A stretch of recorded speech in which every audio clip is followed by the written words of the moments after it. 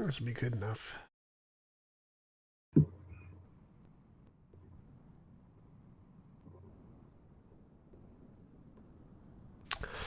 All right. Oh, I should pull up the chat so I can see people talking. Social media.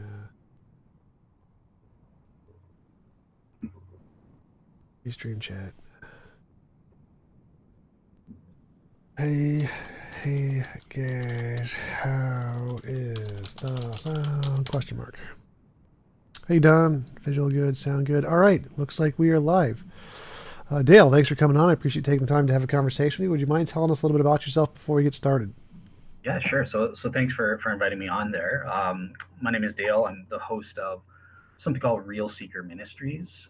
So it's just sort of a small podcast where I kind of go over Christian apologetics arguments and that sort of thing. I'm really interested in philosophy, so I'm a first year master's student in philosophy um, at the moment at Ryerson University.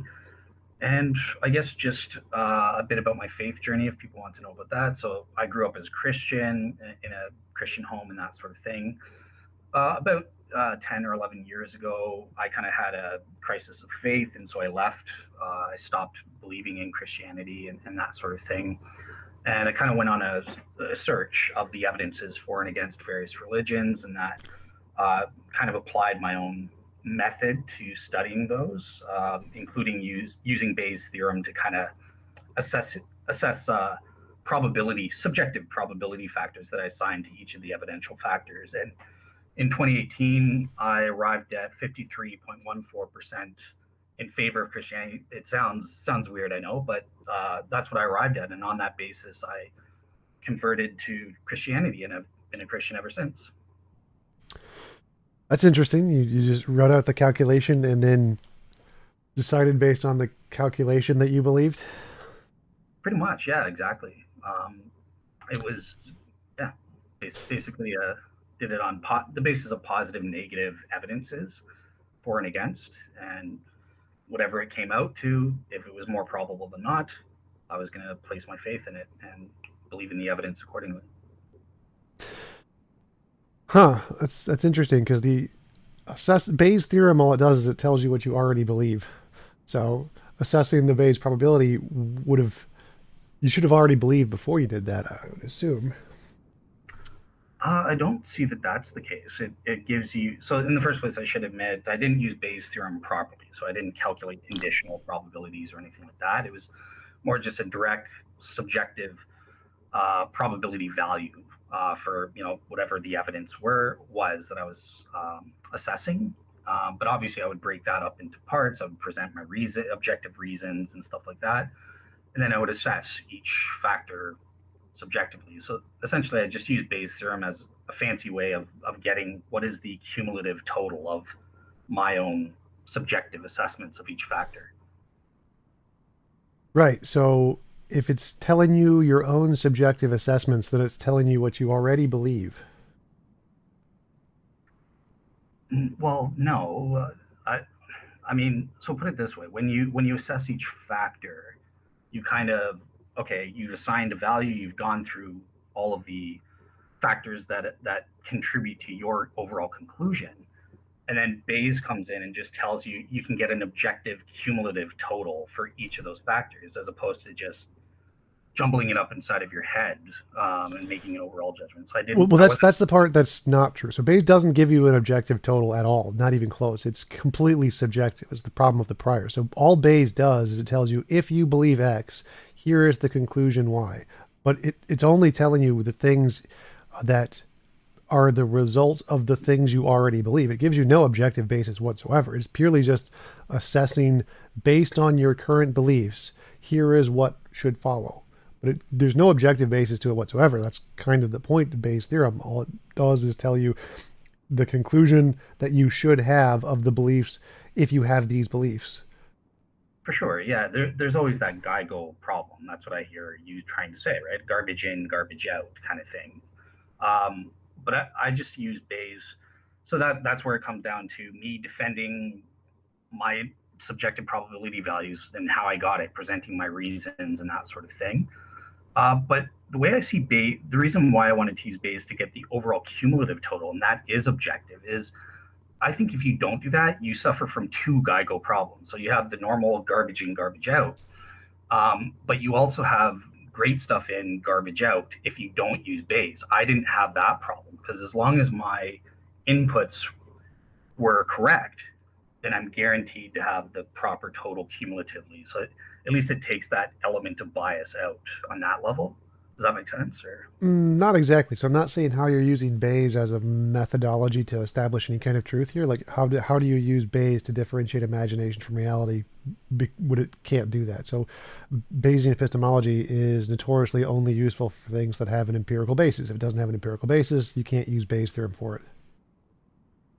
well, that's not true. You can use it for like historical purposes and that sort of thing as well, right? Historians use, like Richard Carrier, for example, has used it to prove Jesus mythicism. I know, I know.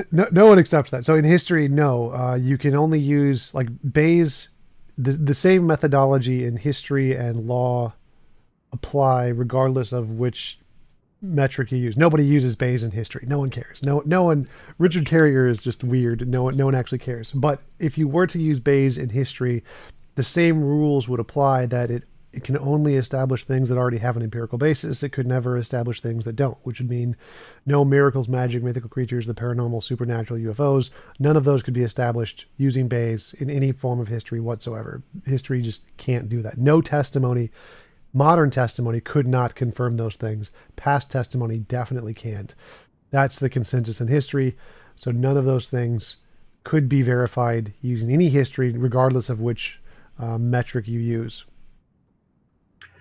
Yeah, it's so. First of all, yes, you're 100% right that the majority of historians don't use that. Even my good friend Mike Lacona mocks people that would use that kind of approach in history. But nonetheless, I disagree. I think you could use it, but it does suffer from this issue of okay, well, how are you arriving at your inputs? And obviously, I'm not using probabilities in a frequentist sense or a statistical probabilities. I would have no idea how to go about calculating that. So I'm just using it as sort of a helpful heuristic. I present my reasons on whatever, the cosmological argument for God, whatever value I get at the end of that, or the historical evidence for Jesus' resurrection, whatever factors I get into that. And I would just use Bayes as a way to get the cumulative total.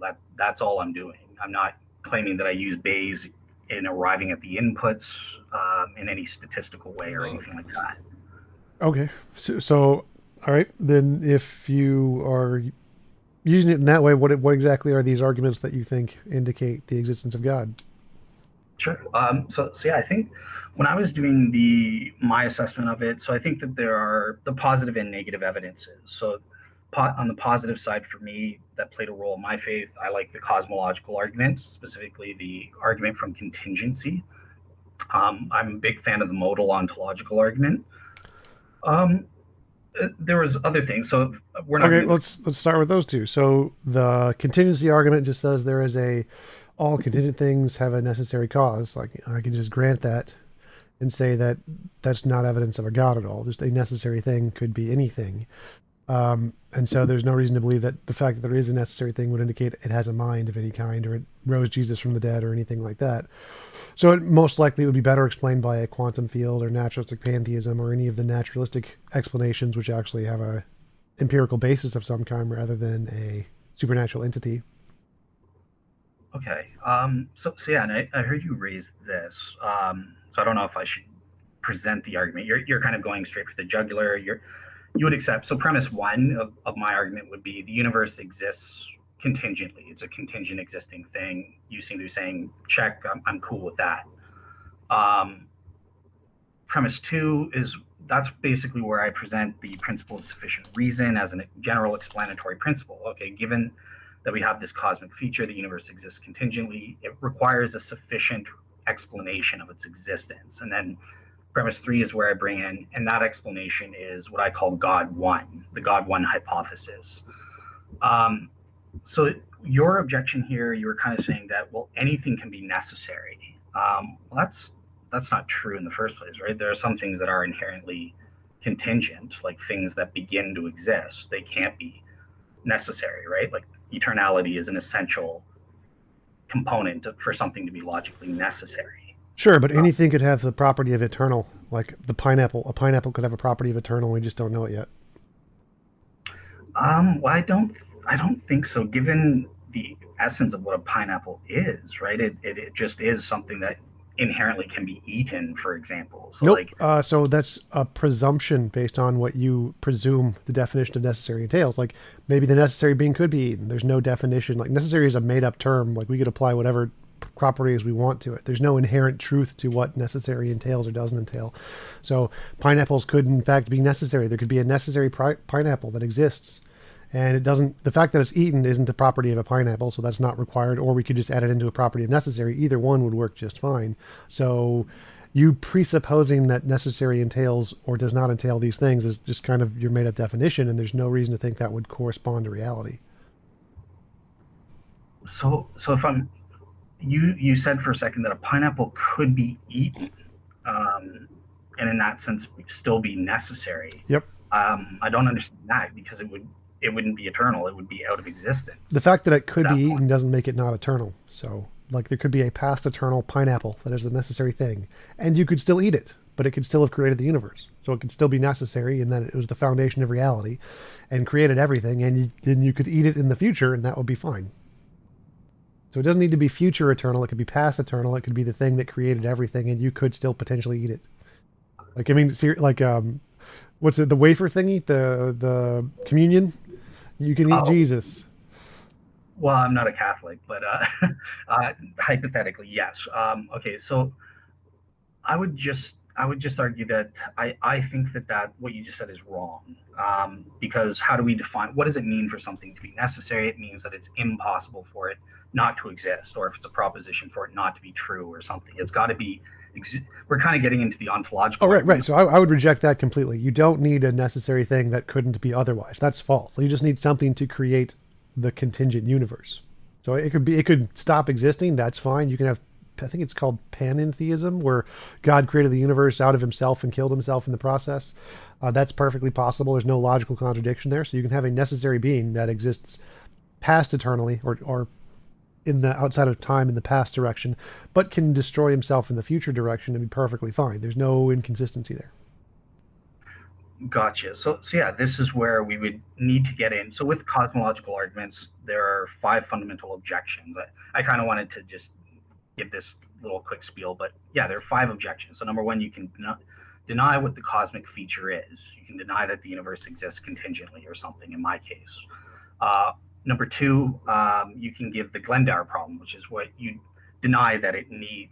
Okay, the universe exists, whatever, but it doesn't need an explanation or a cause, whatever you're arguing for, and that's where you give an explanatory principle or a causal principle to defeat that as that. And then there's the taxi cab fallacy, the infinite regress problem, and then what you're talking about, the gap problem. And this is where I think most work. So the gap problem is okay. Even if I accept that the universe has a cause or needs an explanation or something, and you would ground that in the necessity of the quantum fields or whatever you want to say, how do you get from there to God? Like all the attributes, that doesn't prove he's omnipotent or good or something like that. And am I off base or? Well, one, past infinite isn't actually a problem at all. There's no logical contradictions with the past infinite whatsoever.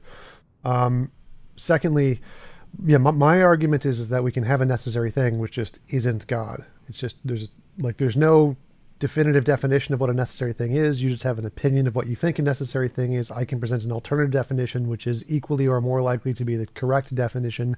And so even if we grant the cosmological argument, it would be more evidence of my position of naturalistic pantheism or a quantum field than it would of a god of any kind. Okay, so with the quantum fields, then I would just argue. I would come back and say, well, I don't think that those are necessary in any sense of the word because what are quantum fields, right? Yeah, what are quantum fields in your view? Not sure what you mean. It's a field. Quantum fields are a field. What? Okay, okay. Can can they exist independently of subatomic particles or whatever? Yes. Okay. So I would disagree with you on that. So I take what's called a causal dispositions theory of the laws of nature or fields and that sort of thing. They um, basically are just descriptions, mathematical descriptions of uh, physical things that Sure. exist. Okay, so you would agree with that. Yep. Okay, so then using modal logic, we can conceive of a possible world where those particles don't exist I can altogether. conceive of a world where God doesn't exist altogether. So that would also disprove your God. Well, I would need to come back on that, but sorry, you would admit then that in the first place, particle you can conceive of worlds without those particles or with different particles or something. Sure. You're saying yes. Sure. And I can Okay, conceive of different worlds with different gods and no God. right, but okay, so would you admit then that that means these things are not necessary? And yes, by implication, if it's true what you say about God, the same would be true of him. But with the particles, are you No, saying so my definition of necessary doesn't entail the fact that you can't imagine it otherwise. Like that's just completely made up. There's no reason to think that is a requirement in any kind of necessary thing. well, you have modal evaluating faculties. You can conceive of possible worlds, right? Yeah, but that doesn't mean it's not necessary. So a necessary thing could have been otherwise and still be the necessary thing. So there's no requirement of the necessary thing that it couldn't be otherwise. It's not, it's just a made up definition. There's no truth to that definition. There's no reason to think that definition is true. Completely incoherent. Completely incoherent to say that necessary is something that exists and or is true in every single possible world. Yes, that's completely incoherent. So it's incoherent to say that there is a thing that we can't imagine to be otherwise, because the whole point of our imagination is to imagine things that are not the case in a different way it could be.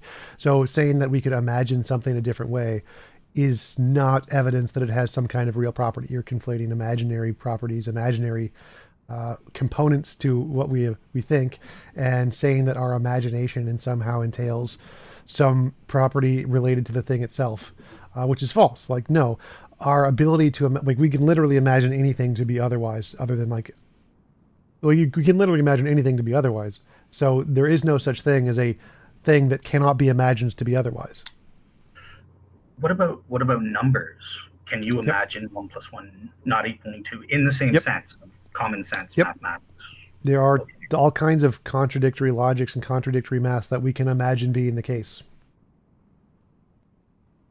But that's in a different like you're talking about something like fuzzy logic or different base maths or something like Yeah, like that. we can imagine there's a universe where 2 + 2 = 5. Poof, done. So I can't, and I would just, in the same sense as the ordinary audience members are talking about 2 + 2 will necessarily equals 4. It's logically impossible for it to equal that, and I think that is proven through our modal evaluating faculty. So I kind of equate, if we can imagine it, then it's conceivable. Now I can conceive of a universe where 2 + 2 = 5.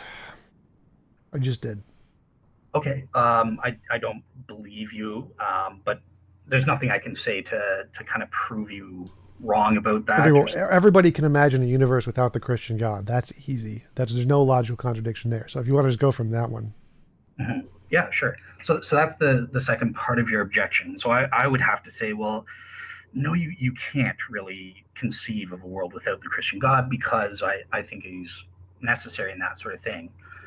so But I can't. I literally, you're saying it's impossible to imagine a world that doesn't entail the Christian God. Like, really? yeah, yes, because once you understand the definition of him as a maximal great being, this is again kind of pushing it into the ontological argument. That entails that he exists in every possible world. That's part of his inherent definition. Well, right. The fact that you make up a definition and you think that definition is true doesn't mean that I cannot imagine a definition where it's not true. So if you like, I define a unicorn as a unicorn that exists 1 foot in front of me. There is no unicorn 1 foot in front of me. It does not exist. So I can imagine a world where that definition fails. So you can say that a maximally great being is a being that exists in all possible worlds. I can say here's a possible world where it doesn't exist. Therefore, it's false.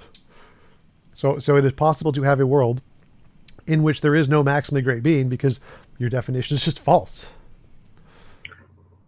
Yeah, yeah, you can say that.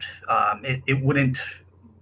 So in the first place, try to distinguish between an ontological claim versus just a mere epistemological claim, right? So may, maybe for the sake of the audience, I don't know what's in your head. You don't know what's in my head. If we truly have knowledge in this respect, when we're saying I can conceive of this or that, so that's why I was trying to What? appeal to you if you shared these modal intuitions, and since you don't, it kind of shows that the appealing to that wouldn't work with you. I would need to argue elsewise based on other arguments to. Well, it's more serious than that. Like you're claiming that it's impossible to imagine a world without the Christian God.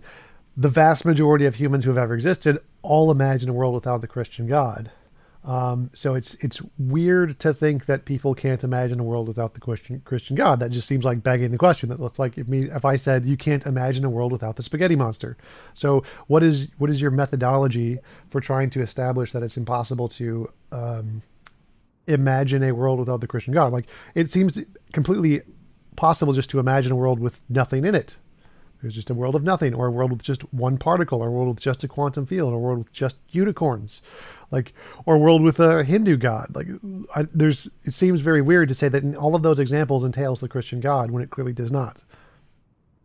Yeah, so it comes down to the fact. So in the first place, I would just say make sure that you're clear about the difference between conceivability and just mere epistemic imaginability. Like you seem to be saying, for all these people are ignorant that the Christian God is true. Let's just say, for the sake of argument, right? Or vice. Wait, wait, Fine, I'm wait. ignorant that Allah is real. So explain that again. There's a difference between conceivability and epistemic imaginability. Like those are, if you can conceive of a world, that's literally just you imagining it. Those are synonymous. Well, some philosophers try to highlight the difference with things like temporal paradoxes. They can say, well, we can imagine, for all we know, given our limited understanding, I can imagine a temporal paradox taking place, but that's nonetheless, ontologically speaking, impossible. It's inconceivable. And they'll try, you disagree with that? Well, it depends what you mean. Like, it's completely irrelevant to any of the things I said. But sure, like you can make up paradoxes and stuff and show that one of the imaginary worlds has a contradiction to it. That's fine. It's still an imaginary world. But even so, like there is no contradiction in quantum field world, unicorns world, Hindu world. Like those don't entail contradictions. There's no logical contradiction in any of those.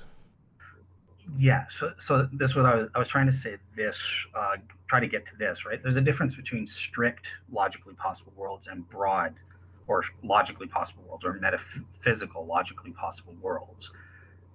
you, you know Well, you I don't see the relevance to anything that you're saying. So, like, you say it is impossible to imagine a world without God. That seems obviously false. That seems like as false as saying 2 + 2 = 5. Like, no, I can prove that false in like 3 seconds. Just did it. So how do you come to that conclusion? Because I'm not understanding what your justification is there, since it seems okay, like so it's clearly false. yeah, so on this argument, on this aspect of trying to prove my argument, which failed with you, and there's nothing I can do against this because it's my modal evaluating faculties provide me with a warranted true belief that 2 + 2 = 4 in every single possible world.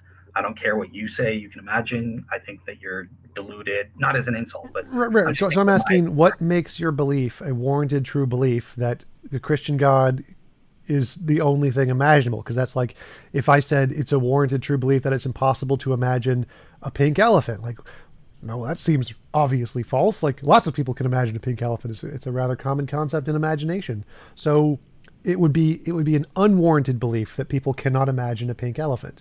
So it seems in your case that it's an unwarranted belief to believe that you can't imagine a world without Christianity. So I'm asking, how did you come to the conclusion that it is a warranted belief for you that it is impossible to imagine a world without the Christian God? okay. For yeah, and one thing just to clarify, so there's nothing contradict. There is a possible world with pink elephants in it. That seems conceivable to me. That's not a problem. Unless you're saying there's only a pink elephant in it or something. There's no. You're trying to say there's no God in this world or something.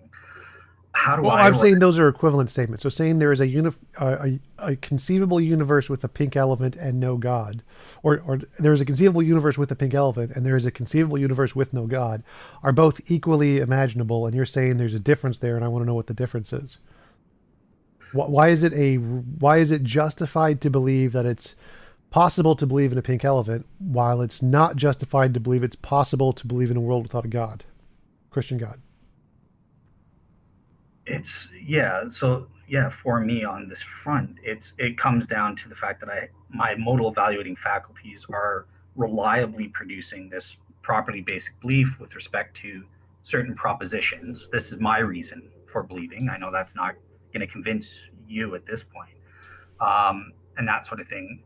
So, what? How would I get to prove that? I guess I would appeal to a modal ontological argument, which we're not there yet. We're still supposedly at the cosmological argument, but yeah, I think that established that there is this maximally great necessary being. So if I were to try to convince you, I would maybe appeal to an argument like that rather than just appealing to your own modal evaluating faculties. If that Well, so I'm making a more general claim here. I'm saying the vast majority of humans say you're wrong, and they're doing the thing that you say is impossible right now. And so it seems very unjustified to think that they're all wrong just because of some kind of conceptual intuition that you have. Well, I would disagree with that because people can be mistaken when they hastily claim, "Oh, I can just imagine this," as sort of a retort. It takes effort to actually figure out, are you actually warranted in conceiving this possibility? So, for example, David Hume. This is related to the cosmological argument. He gave a modal imagination argument against the principle of sufficient reason. He said, look, I can imagine an ice cream cone just popping out of existence out of nothing. Therefore, the PSR is wrong. Haha. That's kind of what you're saying. And I would appeal to my own modal saying, no, I know it's necessarily true. What I would say to Hume in this case is that Hume is not being careful. I don't think he is imagining what he claims to conceive of an ice cream cone popping into existence unexplained out of nothing. He's actually imagining it popping into existence from something, from an already existent world. There's a room with air in it and stuff like that, and he's mistaken. He's thinking it's coming out of nothing when really he's just picturing it, unbeknownst to him, coming out of something else, perhaps. So that's what I mean. You have to be careful, like, to make I sure that don't I don't see how this relates to the argument here. So people believe in different gods, different origin stories, different religions. Scientists believe it's all material, natural. Like all of these things are logically possible worlds. All of them are imaginable. All of them are imagined by many people. None of them entail a god. Your argument seems defeated. yeah, but it's not imaginable. Like It's they're not not it's not good. imaginable. Naturalism isn't imaginable. No, it's not. It's not conceivable. If you stop and think about it, I think what these Okay, so people, that's the part I'm looking for. Like, why do you think it's not conceivable? I seem to be conceiving it pretty well. How is it not conceivable?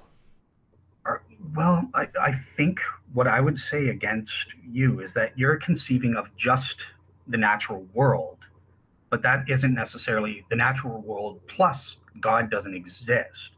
So I think what you're imagining is, let me just imagine the universe and that's it. And you're mistaking that for saying you're affirming you can imagine just the natural universe and no God as well.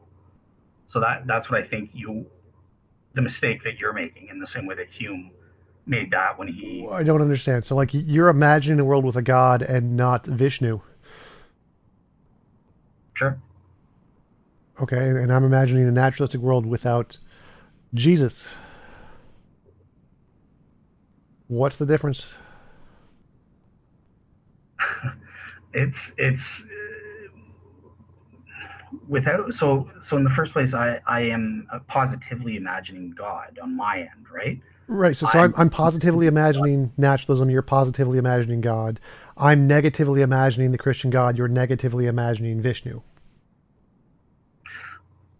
I don't know if I am negative. I've never used my modal evaluating faculties to conceive of the world without Vishnu. Like I've never focused on that or thought about that thing. Okay, Definitely I nature. could say the same thing about God. So God isn't even a consideration in my worldview. It's just naturalism, and you just have God. I just have naturalism.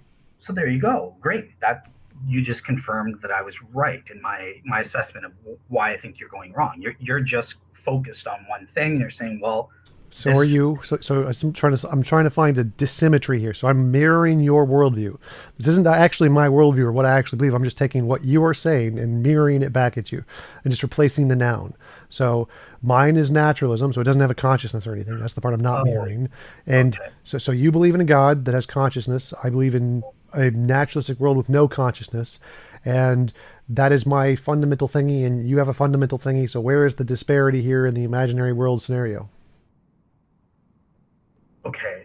So yeah. So we keep going over the same thing. So would you say? Let me ask you this: would you say that you are conceiving of a natural of just the natural world, or you're conceiving of naturalism, which entails there is no supernatural, no God, or something like that? Like there's additional I'm just conceiving of a elements. necessary natural thing. That's it. Okay. Okay. So you're conceiving of a necessary natural thing. So I guess that's where I would just appeal to your modal evaluating faculties, you and say that you yourself have admitted that you can conceive of worlds where this natural thing does not exist, and this is Yep, and I where. can conceive of worlds where God does not exist. So there's no difference there. But there's a difference because I dispute that. I'm different than you, but I'm using what you're giving me, principle of enemy attestation. You're saying you personally can. Right, right, but you'd have to give a reason to think that it is the case that there is some difference between these two. Why is one imaginable and one not imaginable? Whereas it seems they are equally imaginable to all rational human beings. I can imagine one without a God, and I can imagine one with a God. I can imagine different properties of a God, and I can imagine different properties of nature. They are all exactly equally the same. So you would have to provide some kind of justification to say they're not the same, and you haven't done that. That's what we're asking for here. We're asking like, what is your justification that God can't be imagined to be differently, just like anything else can? Yeah, it's so this is where I would get into the argument from addressing the gap problem, I guess, to deal with someone like you. I would argue we're still on the cosmological argument. Is that correct at this point? I would assume so. I mean, I think you've kind of moved into the ontological argument. So it's like you're saying the cosmological argument only works if the ontological argument works, and if the ontological argument doesn't work, well, then it doesn't do anything. Well, okay. So with the cosmological argument, when we address the gap problem, What is the there gap problem? the gap problem is how do you. Okay, so we can prove. Let's pretend it succeeds, and we can prove there's a necessary cause. You seem happy to do that. You Sure. say, well, that's nature. I say that's God or whatever. Um, Additionally, though, I think that there are arguments, supplemental arguments that can establish other attributes of God. Okay, so that's fine. But just stick with that. So without any of the supplemental arguments, the kalam or the cosmological on its own tells you nothing about the qualities of a god. Exactly, yeah, it requires supplemental, like there are implications from it, Okay, right? So okay, so that's great. So if we're just looking at the cosmological, it works equally as well for naturalism as it does theism, and you need some other argument that isn't the kalam or cosmological, and for that to be evidence first before the cosmological does anything. So it looks like the cosmological on its own is nothing. It's zero evidence, one way or the other. You need this other thing first for it to actually be evidence.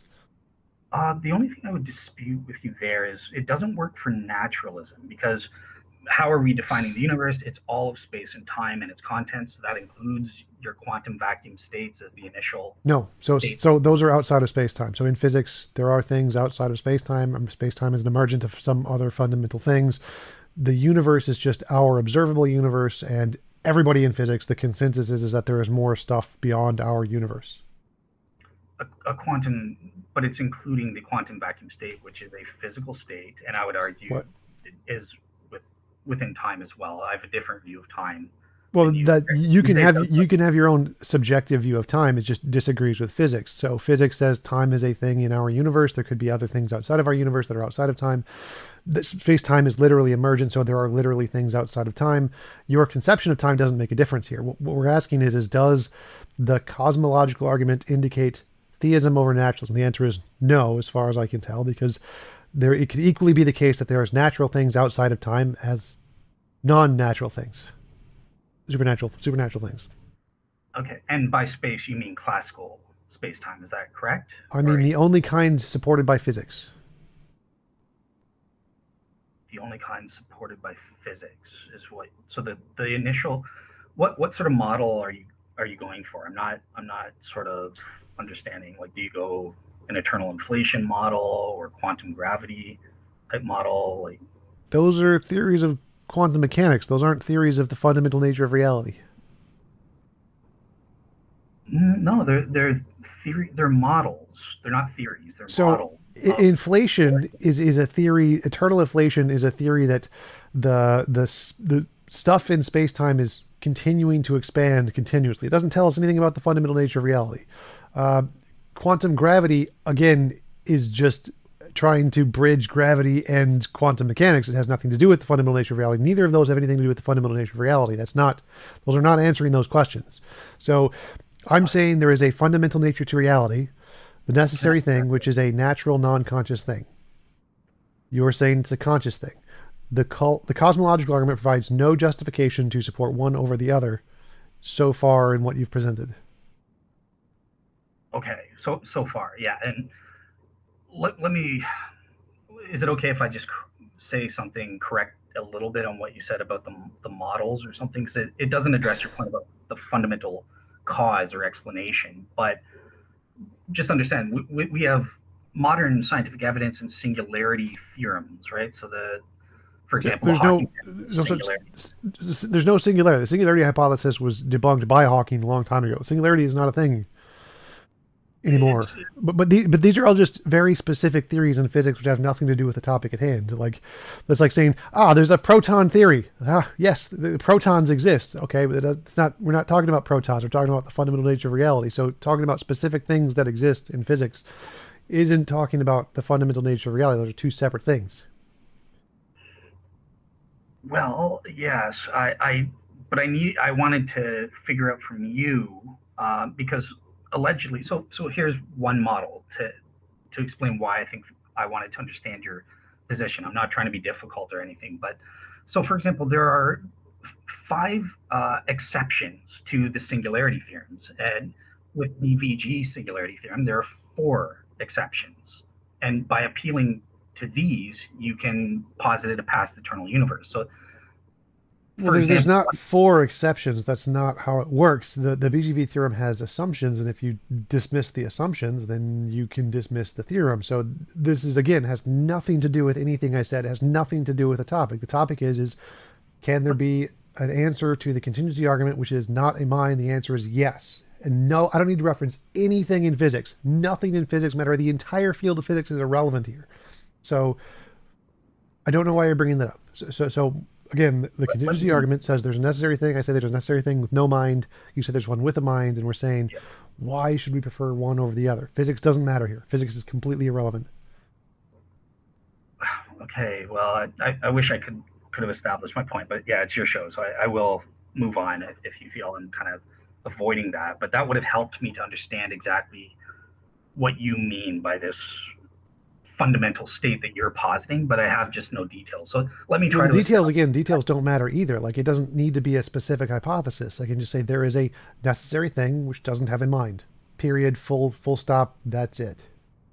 Okay, so let me try and establish the agency or the personhood of this fundamental state, as you call it. Then, so there are various arguments that philosophers have attached to the cosmological argument based on the implications of the argument itself, right? So one argument would be the one that Richard Swinburne gives. He says, look, there are two different types of explanations that we know about. You can't deny it. They work. There's scientific explanations, rely on event to event causation type deal. And then there are personal explanations or agent causation. Well, before we get into that, I just want to say so just going off of the cosmological argument, there has to be a necessary thing. This tells us nothing about the necessary thing. You need this other argument to work. And if it doesn't work, well, then there's no reason to think the necessary thing isn't a natural thing versus a supernatural thing. So the cosmological argument on its own, without these other arguments that you're presenting, doesn't tell you anything. It's zero evidence.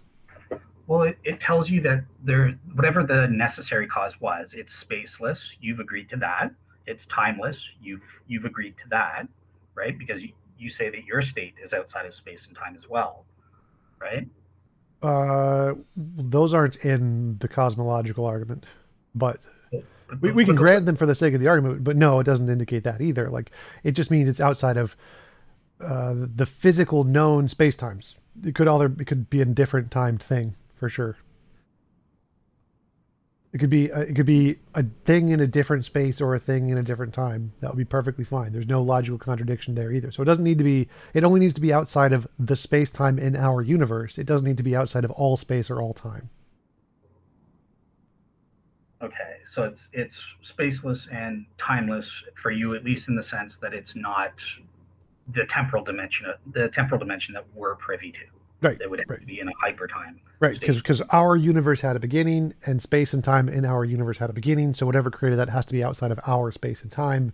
But it could be a different kind of space and time. That's perfectly fine. All we know is that it has to be outside of the space and time that was created in our universe. Gotcha. Okay. So yeah. I was just going to say that there are these two types of explanations. Personal. Wait. So again, my question was that without these other arguments you're presenting, the kalam on its own or the cosmological argument on its own is zero evidence for God. It doesn't tell you anything one way or the other. It doesn't count as evidence. You have to have these other arguments that work first for it to count. Yeah, I think that that's fair enough. Like Okay. there are certain things like it's spaceless and timeless in a certain sense. That comes directly out of the argument. But you're absolutely right. That doesn't get you personhood. That requires additional Okay. argument. Okay. So yeah, I'll throw out the ones that William Lane Craig gives then and see what you make of those for the agency or personhood.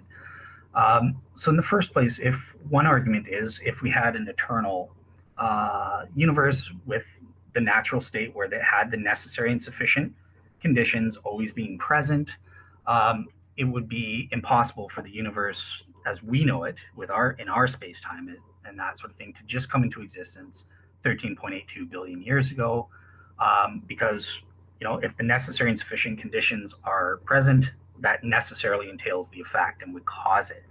So the only way out of that, and this is where the agency comes in, according to Dr. William Lane Craig, is well, the only way to avoid that, to have the necessary and sufficient conditions present, but not have the effect until it is through libertarian free will. And this, what type of beings or things have libertarian free will? Only agents, only persons have that. So that's one argument that you get. So I wasn't following there. The so the universe exists. Poof. We needed something to create it, and it could have been created by a quantum field just fine. Randomness, if randomness is a thing, it could have been created by randomness. If it was determined, it could have been determined just fine. Where is the problem here? So you're saying in your fundamental state, the necessary and sufficient conditions are present for all eternity in this hypertime thing, right? There's a necessary being, and the necessary being can create our universe, right? Yeah, that's the causal So power. God is the necessary and sufficient condition, and it exists. And in mine, a natural quantum field is the necessary and sufficient thing, and it can create the universe, and it exists outside of space time. Yes, but non-personal Yes. agents without free will, they Yep. can't invoke libertarian. They don't have a dual ability, right? If Right. Obviously, they don't have so there's no free will in this, but there's no need. So it could be determined by its own nature to do something, just like God is determined by His own nature, or it could be random. There could be a randomness thing that literally exists in reality that could cause it. Either of those could explain the creation of the universe just fine. but well, okay, so I would disagree personally that God's nature is determined, personally, but yeah, that's beside the point. He's a libertarian, free will agent, I would argue. But Can God choose His nature? can God choose his nature? No, I don't think he can. So There's that no means it's determined. feasible. Well, there's no. Well, I'll put it this way: there's no feasible world where he can change his nature or has the power to click his thumbs and change his nature. What But does the word determined mean? what does the word determined mean? It means that you're externally determined through a prior chain of causal. No, it just means you can't change it. It just means it's unable to be changed. No prior anything. I don't care about prior stuff. It can't be changed. God can't change it. It's determined. Yeah, well, God can change it then. How about that? It's strictly logically possible. There's no logical contradiction in supposing God has the power to change his nature. That doesn't mean it's feasible. So if God is making decisions, and God is making decisions like his choiceness is based on his nature, can he make a decision like about his nature before he had a nature to make the decision? Well, I mean, so in the first place, there are certain requirements in order for someone to make a free will choice. That doesn't mean that they're determining factors. You have to have a intelligence, right? You have to have a nature, that sort of thing. You have to be a person in order to have libertarian free will. Those are necessary components, but their presence don't mean that they're sufficient to determine one's choice, right? That's the whole point of Right. having. So the question is could God choose to not have those things and still have choices? The answer would be no, right? He needs those things to have choices in the first place. Oh, for sure, yeah, yeah. So parts of his nature are determined in his choice. Like his ability to have choices is determined by his nature, and he couldn't choose to not have those things because that would lead to a contradiction. His nature doesn't determine it. The words I would use, they impress upon, they influence his decisions, but they don't determine them. Can God choose his own nature? It's strictly logically possible, yeah. So he could get rid of his intelligence and still have a choice? No, So he can't choose his own nature. There are things about his nature he cannot choose, he cannot change that are determined. Yes, there are certain necessary components that he can't choose to get rid of and still have free will. Yes. Right. So he has a determined nature, and so does mine, and they can both cause stuff, like the universe or whatever. No, it's. What are you saying? He's determined to have the nature or intelligence before he. Yes. Okay. Yeah. So he has some property. He's determined to have this property. He can't choose this property. This property is inherently in the godness. Mine also has inherent properties.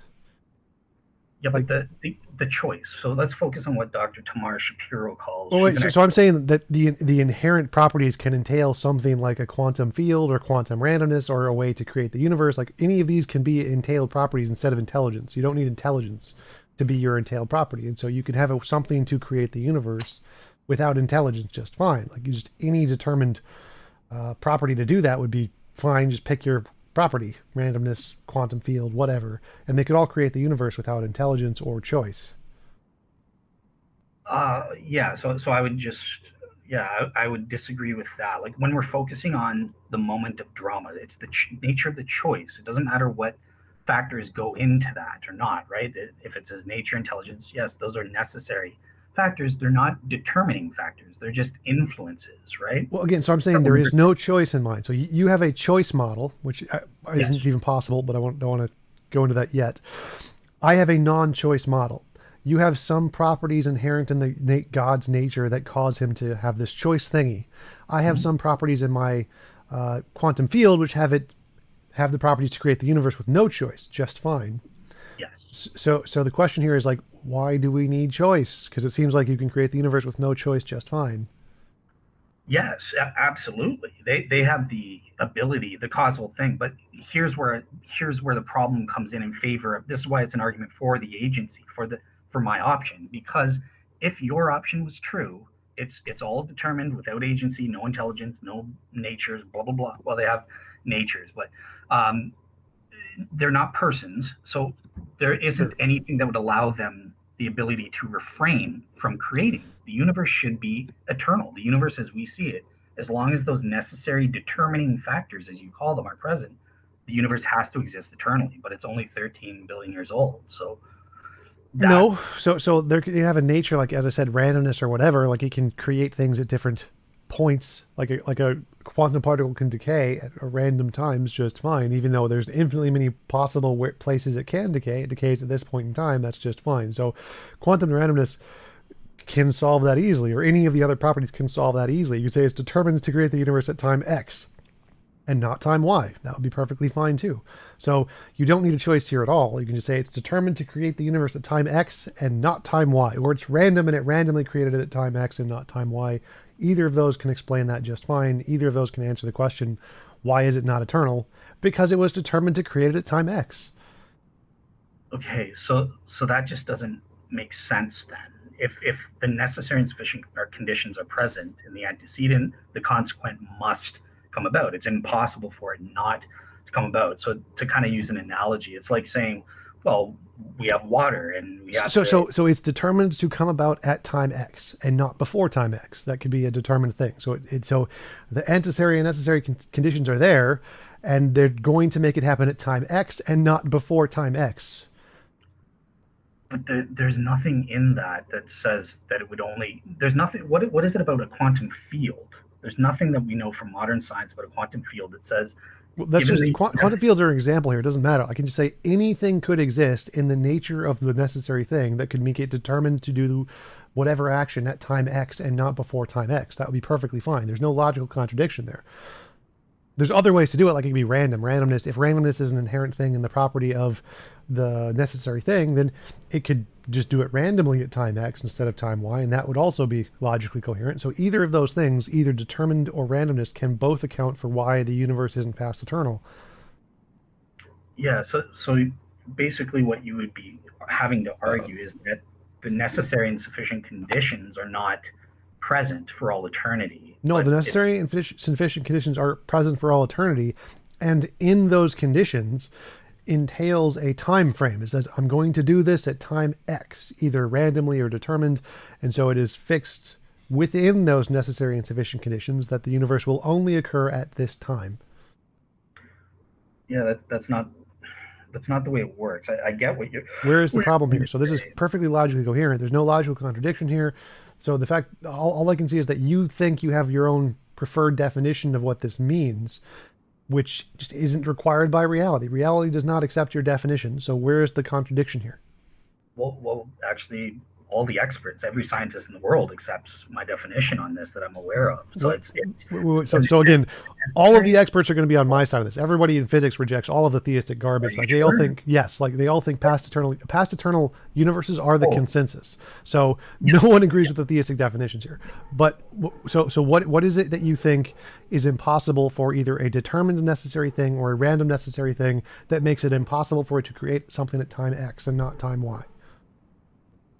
Okay, so with the determined for time X, that is saying that perhaps there's necessary but insufficient conditions that are present. Otherwise, the effect would necessarily come about. This is why logic works the way. This is why we have modus tollens reasoning or modus ponens, right? Where we have an if-then syllogism. If this antecedent is the case, then necessarily the consequence will come about. Sure. If you want to define sufficient that way, that's fine. I don't care. That's fine. I'm fine with that. So there's a necessary thing that says it's going to create it once the sufficient condition of time X has achieved. That's fine. There's no logical contradiction there. That's totally okay.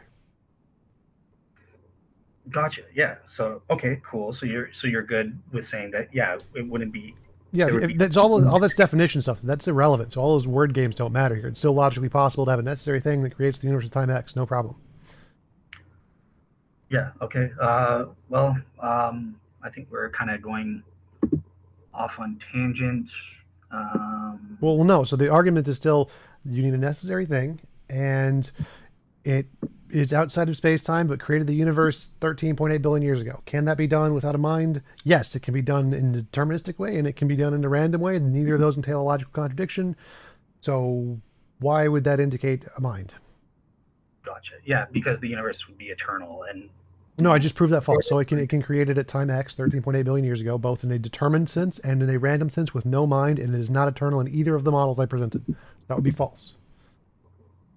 According to you, but well, either of the models I just presented. So you'd have to show that the models I presented entail a contradiction or something. not a contradiction, but it's like I said, for example, your randomness thing. Every quantum physicist in the world agrees with me that that's not true because they do posit things like an asymptotically static model, for example, where it's these Nope. conditions are present, but no. Nope. The consensus is that randomness is itself a fundamental nature of the universe. There is the fundamental attitudes in quantum physics poll that literally says this. They ask, is randomness a result of hidden variables or whatever, or is it a fundamental part of the universe? The consensus is it's a fundamental part of the universe. Randomness itself is a real thing. That is the consensus in physics. I'm not denying randomness. I'm saying that if randomness is the cause that you're appealing to in this second aspect that you're trying to get out of, so there is that, right? Quantum physicists know about this BKL chaos problem, and they've written peer-reviewed scientific papers saying that this is a reason against the truth of these models because that would prove that the universe couldn't just be 13.82 billion years old. It would have to be caused eternally in the past. So we would be seeing the expanding universe No, eternally. no, that doesn't follow at all. So there is a necessary thing that also has randomness in it, and the randomness in the necessary thing caused the universe to be created 13.8 billion years ago. So Gotcha. it's like in the multiverse theory, our universe was created 13.8 billion years ago. Just fine. There's other stuff that's past eternal, and that's fine too. But our universe was created 13.8 billion years ago in the multiverse with randomness. Okay, I'll let you have the last word then. I guess it's your show. So, all right. I mean, I'm still because you keep making these assertions that it can't be determined and it can't be random. It must be a mind, but there's nothing that you've presented to support that. Like yeah, it can be determined. There could be a determined nature of the necessary thing without a mind, and it can do it at one time and not another time, perfectly logically coherent. Or it can be random to do it at one time and another time, perfectly logically coherent. Free will isn't logically coherent, so either of those, determined or random, would both be better explanations than free will. So your argument seems to work against you here. Like determined or random are the better explanations. Free will is incoherent. There's nothing, no decision could be made that wasn't determined by prior reasons or random anyway. Its choice isn't the third option. The choice is either going to be determined or random. And there's no evidence of free will. Free will has been debunked in every single scientific field. And the consensus is it doesn't exist in every single scientific field. The consensus is that randomness does exist. So if we're going to say what explains the origin of the universe, randomness, which we know exists, is always going to be a better explanation than free will, which we know doesn't exist. Or the consensus is randomness exists, free will doesn't exist, it's a better explanation. Like what caused the footprint in the snow? Horses. Horses we know exist, so it's a better explanation than unicorns. And you seem to be saying, no, it's the unicorn. Well, yeah. All I can say is I've done the work in terms of researching what the scientists have done. I did put up a cosmological argument, and this randomness thing is proves that the universe probably can't be eternal in the past. It's called How? because the if you had these necessary and sufficient conditions, again, you don't want to specify which model you go for, so I can't be specific. But let's say there's some state of the universe that has the necessary and sufficient conditions to cause our universe to expand, right? Those are present at that time for all eternity, right? So there is no, well, it's Well, no, no. determined. Everything in the Big Bang didn't exist until the Big Bang started. So we can say that all of those things were created at a particular time, essentially. So the singularity, if you want to go with that model, didn't exist until the necessary thing literally created it. It wasn't always there. There was the necessary thing, and the necessary thing exists, and then it creates our Yes. universe and everything in it. Yeah. So this would be, I know this isn't your model, but just can I mention one just to give an example? I mentioned this asymptotically static model, right? So for all of eternity, there's this static state where there's quantum fluctuations going on for all eternity and stuff like that. And then 13.82 billion years ago, something happened and it broke out, and we see that, the Big Bang, whatever you want to say. I don't believe in a singularity either, but at least in terms of a point. Um, that's what they say. So there's this static state, and these fluctuations create what are called BKL chaos problem. This is in the peer-reviewed scientific literature, and scientists have said it would be impossible for this model, or probably impossible for this model physically to be eternal in the past. So that's an illustration of my general That's argument. irrelevant. So the fact that a particular model in physics couldn't be eternal in the past is irrelevant to randomness. This does not mean all randomness can't be. This is that particular model and only that particular model. The vast majority, the consensus in physics is that there is a past eternal universe with randomness. Though that is the consensus in every single branch of physics.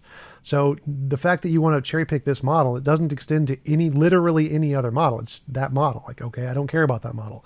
There is no logical contradiction with a past eternal infinite, and there's no logical contradiction with randomness. So I can just say there's a necessary thing with randomness, and there's still no logical contradiction. So nothing you said has refuted that. You just said that this particular model can't be past eternal. Like, okay, I don't care about that model. That does not extend to all randomness. Okay, so I'll just give this one last response, and I promise you'll get the last word.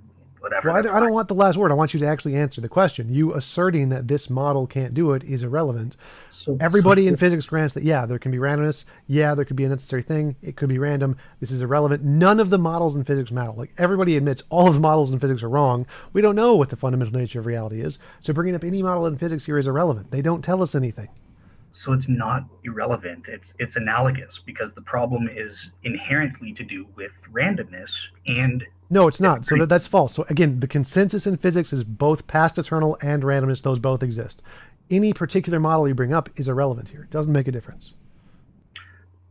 yes, you're right that the majority of scientists go for an eternal model of some sort, but nonetheless, they all recognize in one way or another this randomness problem at the quantum No, level. that's false. So And again, uh, that's not a problem. That is not a thing. That is okay, false.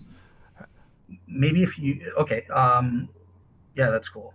If you don't mind, like maybe link in the YouTube description to my blog, and I'll provide the peer-reviewed scientific papers for people to read and make up their own mind or something on that. Does that sound fair? Or? Sure, but again, wouldn't even matter. So again, that doesn't help your case. So fundamental attitude towards physics, the poll literally shows this is false. But again, none of the models in physics here matter. All it matters is it logically possible? It is logically possible to have these things. Therefore, your model is defeated.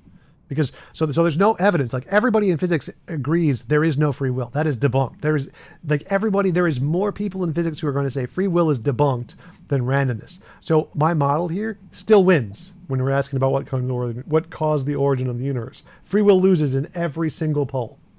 Like, just to quote Sean Carroll, if I was going to ask my colleagues if God had anything to do with the origin of the universe, I would win by a landslide. So if your argument here is that you're going to cite the consensus in physics, the consensus in physics is that your model is the most wrong of all of the models.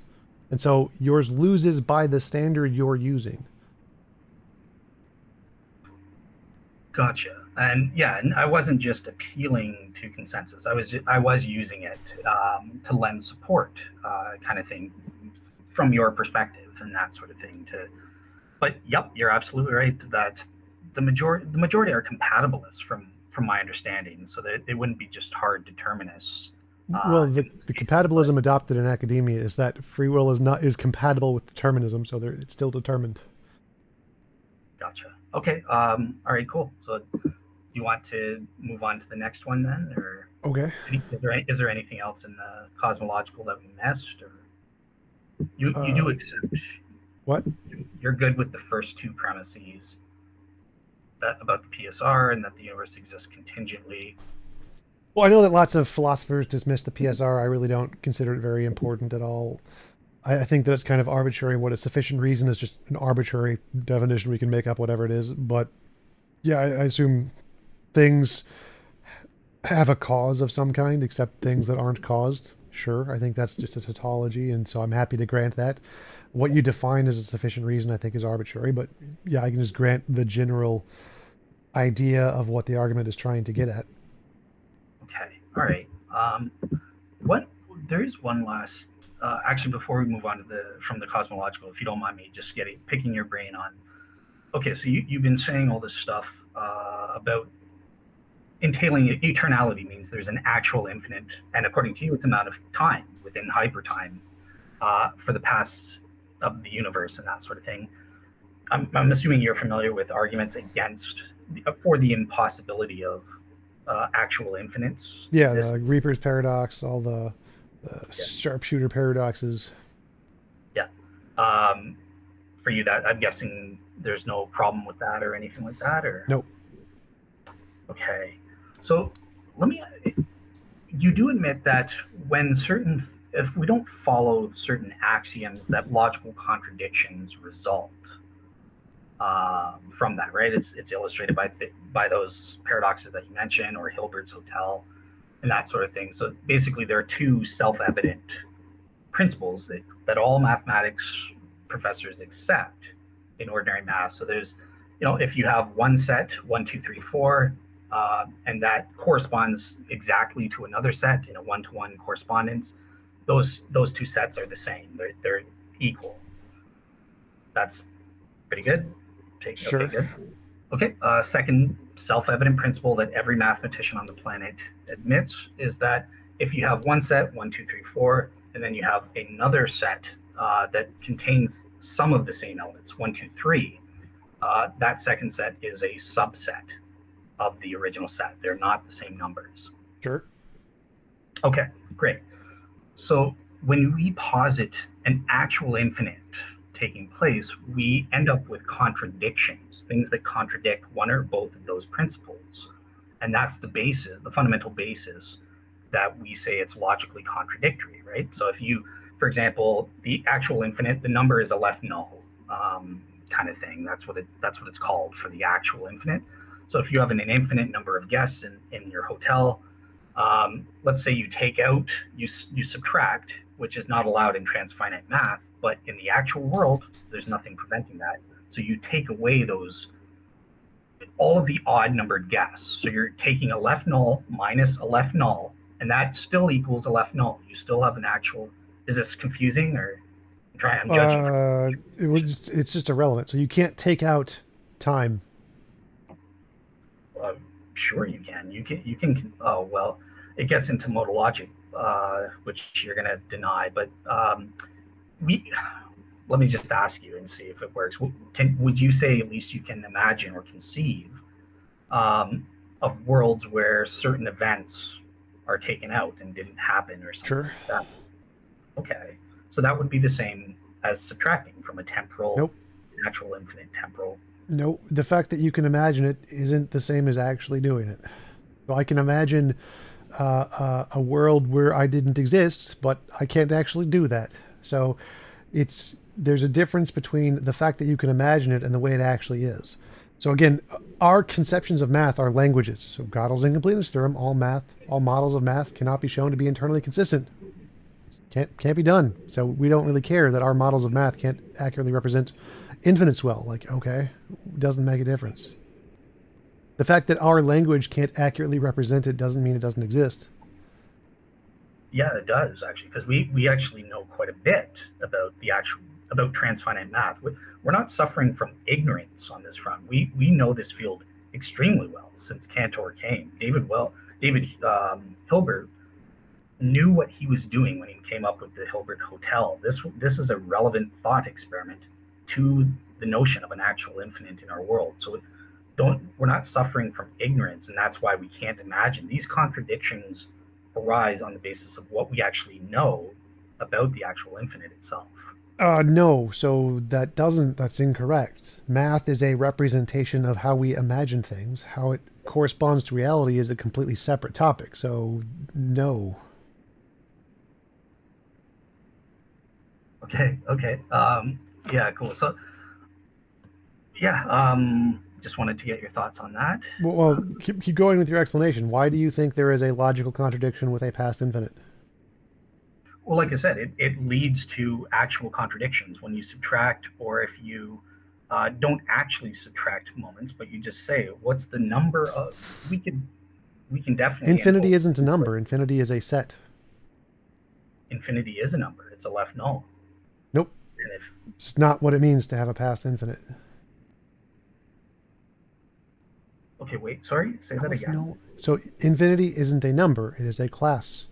It is a set of things that continue on indefinitely. So it's okay. So So just you in don't. math, if you just Google is infinity a number, the answer is no. Infinity is not a number. Well, that's wrong. But it seems like to I will bet you. Literally every single one of the videos of the mathematicians explaining this say no, infinity is not a number. In every single model of set theory, like infinity is not a number. No, they literally all say this: is infinity a number? Is infinity a number? You'll look up No. Aleph null I and know what also Aleph null is. The smallest countable infinite. It's still not a number. Infinity is not a number. It is a kind of number. right. It's a transfinite number, but that's what we use. It is considered an actual quantity in transfinite math. Um, so that's a number kind of thing. But yeah, I wanted to make one last point on this infinite thing and see how you reacted. You react to it, but forget about taking out moments of time or subtracting. We can just count up the numbers, right? So let's pretend we go back in time one, minus two, minus three out to actual infinity, according to you, because it's eternal. If we say how many moments were there before from minus 2 point all the way back to the past, that it's an actual infinite. That is that Aleph null is the answer. But if we do the same from 1945, so that's minus 45, again, you get the same answer, Aleph null. These violate those two mathematical principles that result in contradictions. And I'm Nope. guessing that's where you'll just,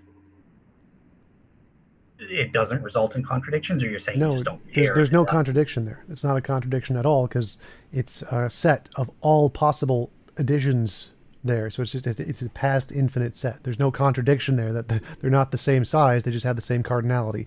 Like, oh, that box is blue, and oh, that box is also blue. Congratulations. So you're not there's not an actual number there. That is a set that has the past infinite. They both have the same cardinality. They're not the same number. So these contradictions with infinites aren't contradictions at all. They're just ways that we can't imagine infinites because it's not a number, it's a set. Gotcha. All right. Thanks for your take on that. All right, cool. So, the ontological argument. I know that you did a recent video on that. So, the modal ontological argument basically just says, look, it's possible that a maximally great being exists. I'm using William Lane Craig's version of it. And then premise two, a maximally great being exists in some possible world. Three, if a maximally great being exists in some possible world, well, then by definition, it exists in every possible world. Therefore, premise four, that maximal great being exists in the actual world being one of those possible worlds. And if a maximum great being exists in the actual world, therefore it exists.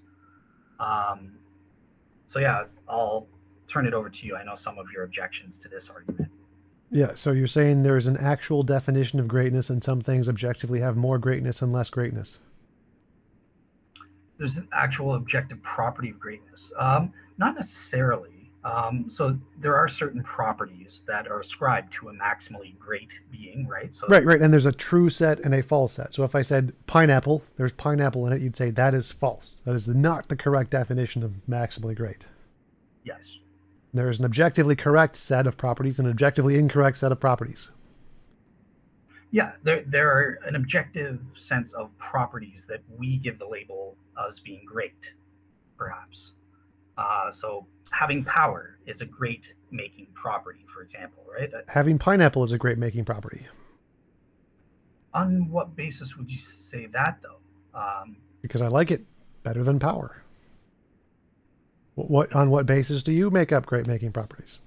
Okay, so the point I'm making, though, with taste, that's not necessarily an objective standard. There could be subjective standards. Our world is a mixed world, right? Some things, like with taste, might have a subjective basis or standard. So you like pineapple, I don't like pineapple, and that sort of thing. But other things are objective. I think it's an objective thing that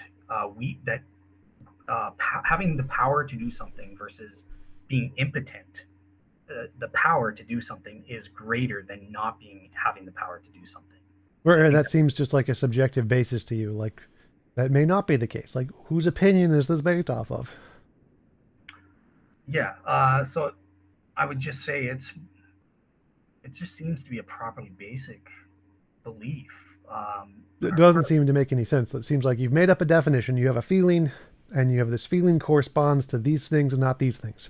I have a feeling that pineapples are great, and it doesn't correspond to power. I don't care about power. All power isn't really inherent in greatness. Pineapples are inherent in greatness. In what way are you saying that there's this correct definition of greatness, and you can show this that this one's the correct definition is not just made up?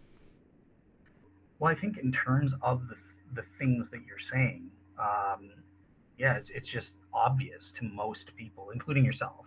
I know that you're playing a role with the pineapple thing, but I think that if you're honest, you would say that you know that having the power to do something is greater than being impotent, kind of thing. Well, this is the part where the argument doesn't make any sense because greater is a human emotion. So it's obvious that when I'm hungry, I feel hunger. Does that mean that hunger is a fundamental objective property of the universe? No. So the fact that I have this feeling, and yes, I feel having power is greater because I like power because of my psychology. Does that mean that there is an actually objective quality of greater there? No. So this is the disconnect here. You're saying you have a feeling of greatness or greatnessy or Mhm. greatnessy or whatever, Yeah. and you think this exists as a real thing. This is a real thing that exists in the universe. There is a real objective greatness property in the universe. It's not just a feeling you have, not like hunger or beauty or whatever. It's a real thing that there is an objective truth to it. And that's the part we're trying to get at. So you can't say I have a feeling this is greater because that's just your subjective feeling, no different than hunger. So we want to know how did you get to the objective definition of greater that isn't just a feeling? Yeah, so that's where I brought in that it's a properly basic belief on most people's parts. I mean, to say that it's greater to be impotent in some respect, like impotent in the face of Nazi soldiers or something. You can't stop them from killing people.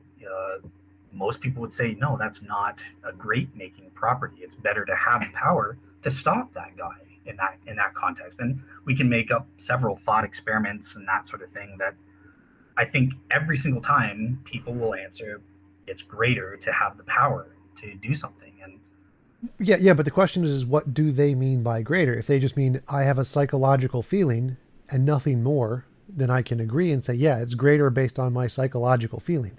But you're saying something more than that. You're saying it's not just a psychological feeling, there is an objective quality of greaterness. And that it's true that this is an objectively greater thing. And that's the part I'm getting at is like, why do you think the greatness is a thing beyond just a psychological state of humans? well, the greatness isn't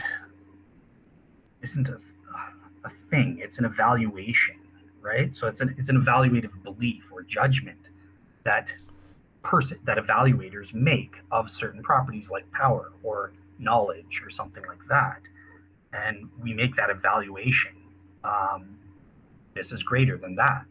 Well, that's just subjective. So everybody can subjectively make their own criteria of what's great, but you're saying again there is an objectively correct definition beyond human subjective evaluations. If it's just human subjective evaluations, you got nothing. So you're saying there's an objective thing that is true beyond human subjective evaluations, right? Yeah, but it would still be ground. So evaluative judgments, and we'll get to this when we get to the argument from beauty that I wanted to get your take on. It's not something I've developed fully, but evaluations require an evaluator, right? So obviously the objective standard that's objective, you're defining it in the sense that it's not based on human beliefs or human evaluations.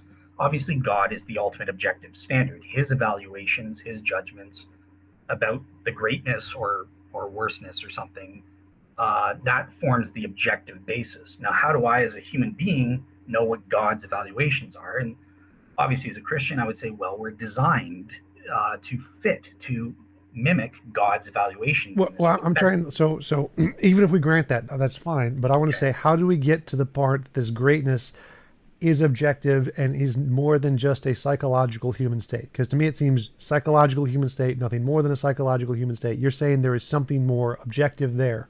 Greatness really objectively exists, independent of human evaluation. Maybe some other evaluation, I don't care, but it's objective from human evaluation. Human evaluations have no say on this. There is an objective truth. This is the correct greatness. How did you get to that? That's what I want to know. Yeah, like I said, the only way how do I know that I'm designed to mimic God's judgments and that God does have this objective standard, and not even involving God. I know that it's an objective standard through a properly basic belief. It's kind of the same answer that you'll hear about moral value judgments. And they'll say, well, look, we've got this faculty that produces properly basic beliefs in this respect. And that's sort of the fundamental way that I know that there's this objective value, greatness, quote unquote, greatness value to power, to having knowledge, and stuff like that. So that's really the only other way. In terms of an objective argument, again, I've never come up with one on this front, but it would probably be, you'd have to come up with some way of refuting subjectivism. So like moral philosophers refute moral subjectivism. Well, just to use an example, like real properties, mass, spin, charge, we can demonstrate these things exist objectively independent of human evaluations by demonstrating them empirically. That works really well. So we can know these are real properties, not imaginary properties. Cling on this, cheat on this, my video, like there's lots of imaginary properties. Greatness seems to be, if we're saying, well, which one is the greatness? Is it one of the real ones or the imaginary ones? It seems a whole lot like the imaginary ones. That's just a product of human psychology, and you're saying it's more than that. And you've got to provide some evidence to that. And it seems like all the arguments just come back to properly basic beliefs, which are arbitrary. So that wouldn't count as evidence. Well, they're not arbitrary. They are subjective in nature. They're subjective evidence. Plantinga has admitted they're arbitrary. So like many of the criticisms is that if you grow up in a society with voodoo and voodoo is a part of your culture, is the fundamental nature of reality, then you're justified in believing in voodoo as a properly basic belief. Plantinga's like, yes, that is technically true. Okay, well, Plantinga is wrong in this respect, right? So it comes down to what is a properly basic belief? Proper with respect to what? With respect to warrant. And I would just say that these people there, they can claim to have a properly basic belief, just like I'm claiming to you to have it. That's meaningless to you. I get it. You're not meant to believe on that basis, but you're asking me on what basis do I claim that there's this objective standard, and the only reason I have is the properly basic belief. And so okay, let's go with that. So why would properly basic beliefs be justification or warrant of anything and not just a psychological human state that isn't in any way? So like in philosophy, you can have a belief that's justified by your parents. Your parents tell you that Santa Claus exists, and since they're your most reliable source of knowledge, you're justified in believing Santa Claus exists. So you can have bad justifications for false things. And it seems like properly basic beliefs are the exact same thing here as trust in your parents. They're essentially your direct experience, which you believe until it's proven otherwise. But that isn't a reliable way to establish knowledge about reality. We know that is a very unreliable way, but it could be justified. So you can have a justification or a warrant for believing these things. It doesn't mean it's a good one, since we know that there is a better justification called science. And so it would be wrong to trust these properly basic beliefs once you get beyond the level of a child. So it seems like trusting properly basic beliefs is like trusting your parents when they tell you Santa Claus exists. Once you know that that methodology is very shaky and unreliable in many ways, then it is no longer reasonable to trust that methodology. Therefore, for properly basic beliefs, it's not justified to use those when it comes to fundamental nature of reality, because it's just like trusting your parents or your psychology. There's defeaters that show properly basic beliefs are not reliable. Why should we accept properly basic beliefs as a justification for anything? Okay, so in the first place, yeah, this is going to take us a bit afield. So you're right, absolutely. Mere rational justification is not enough. I don't go for that route. I go for Plantinga's warrant, which is an externalist, reliabilist condition for having knowledge. And so what is knowledge? It's not a justified true belief. It's a warranted true belief. And so properly basic beliefs are proper with respect to warrant. Now, Do you want the definition, or you don't care about that? Or Well, in philosophy, warrant and justification are used synonymously mostly. Plantinga has his own little strange definition where he's subdivided them, but it doesn't make a difference here. So I would grant that the beliefs are warranted until defeaters are presented. I'm happy to grant that. That's fine, but that's the exact same as saying it's reasonable to believe your parents until defeaters are presented, and that would then justify belief in Santa. believing your parents is not a reliable mechanism for producing true beliefs, right? So the definition of warrant that I go for, that Plantinga likes, is that it's the belief is produced by a set of faculties functioning properly in a suitable cognitive environment, both maxi and mini environment, and whereby the faculties are successfully aimed at producing true beliefs. So it's very definition rule. You can't, by definition, have a false belief if you're warranted, assuming in the 100% degree. You hold that belief in the 100% degree because the true beliefs are entailed in being warranted, where it's not the case in mere justification.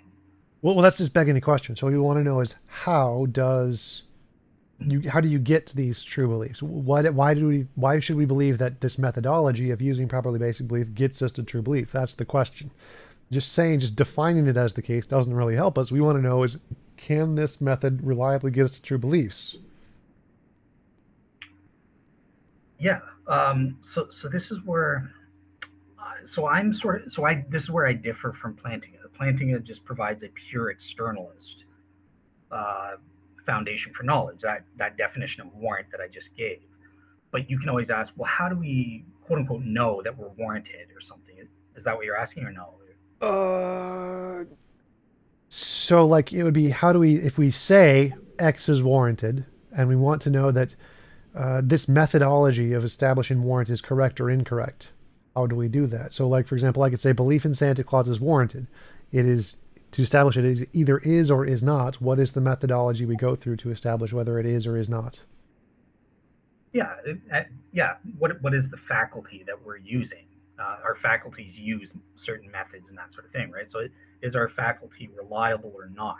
And I think that this is where I go beyond Plantinga. So Plantinga would just say, look, we don't have to be cognizant of what faculty we're using, or whatever. If we just know something, as long as it's produced by that faculty in those conditions, then we have knowledge whether we're aware, conscious of that or not. I go beyond him and say, well, I think in an internalist way, we're aware when those conditions for warrant are satisfied, it produces within us this irresistible inclination to varying degrees towards believing that belief.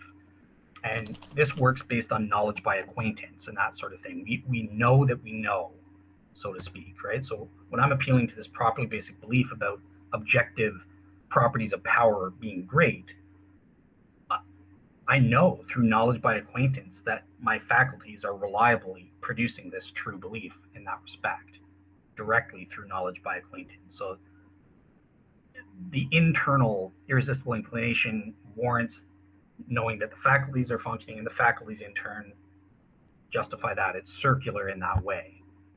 Okay, so I know by direct experience the spaghetti monster is real. How do we differentiate between these two claims of warrant? Yeah. So there would be no way if you're claiming it's properly based in a properly basic way. I just would say you're a liar, just like you would say to me, well, not a liar. I would just say you're wrong. And likewise, you have the right to say to me that I'm just wrong. And that's, if you're going to just deny that power is a great making property, what we would label as a great making property, I don't know how I would prove that to you outside of properly basic beliefs. Like, we would have to maybe come up with some kind of argument similar to how ethicists argue against moral subjectivism or relativism and say that that's incoherent in some way. But I don't have like an argument. Right. So as you may know, my fundamental epistemology says that everything starts as imaginary until demonstrated otherwise. And the fundamental nature of evidence is that which can demonstrate things are not imaginary. And properly basic beliefs, as you just admitted, can't differentiate imaginary from real. You just have to kind of just believe it. You believe it, so it's not imaginary for you. But that doesn't actually tell us that doesn't give us a way to differentiate imagination from reality at all. So like my method would be is if you have an idea that X is properly basic, I have an idea that Y is properly basic. The way to tell the difference is novel testable predictions. Whichever one can do that is the one that's more likely to be real, and we have a justification for believing that one and not the other one. But yours doesn't seem to provide any way to differentiate imagination from reality at all. You just kind of say, well, I feel this way, you feel that way, and I think you're wrong, you think I'm wrong. But that doesn't give us any kind of evidential basis at all. That doesn't differentiate imagination from reality. So it seems like properly basic beliefs as a method don't give us what we are looking for when we're looking for evidence, which is a way to differentiate imagination from reality. Well, it does.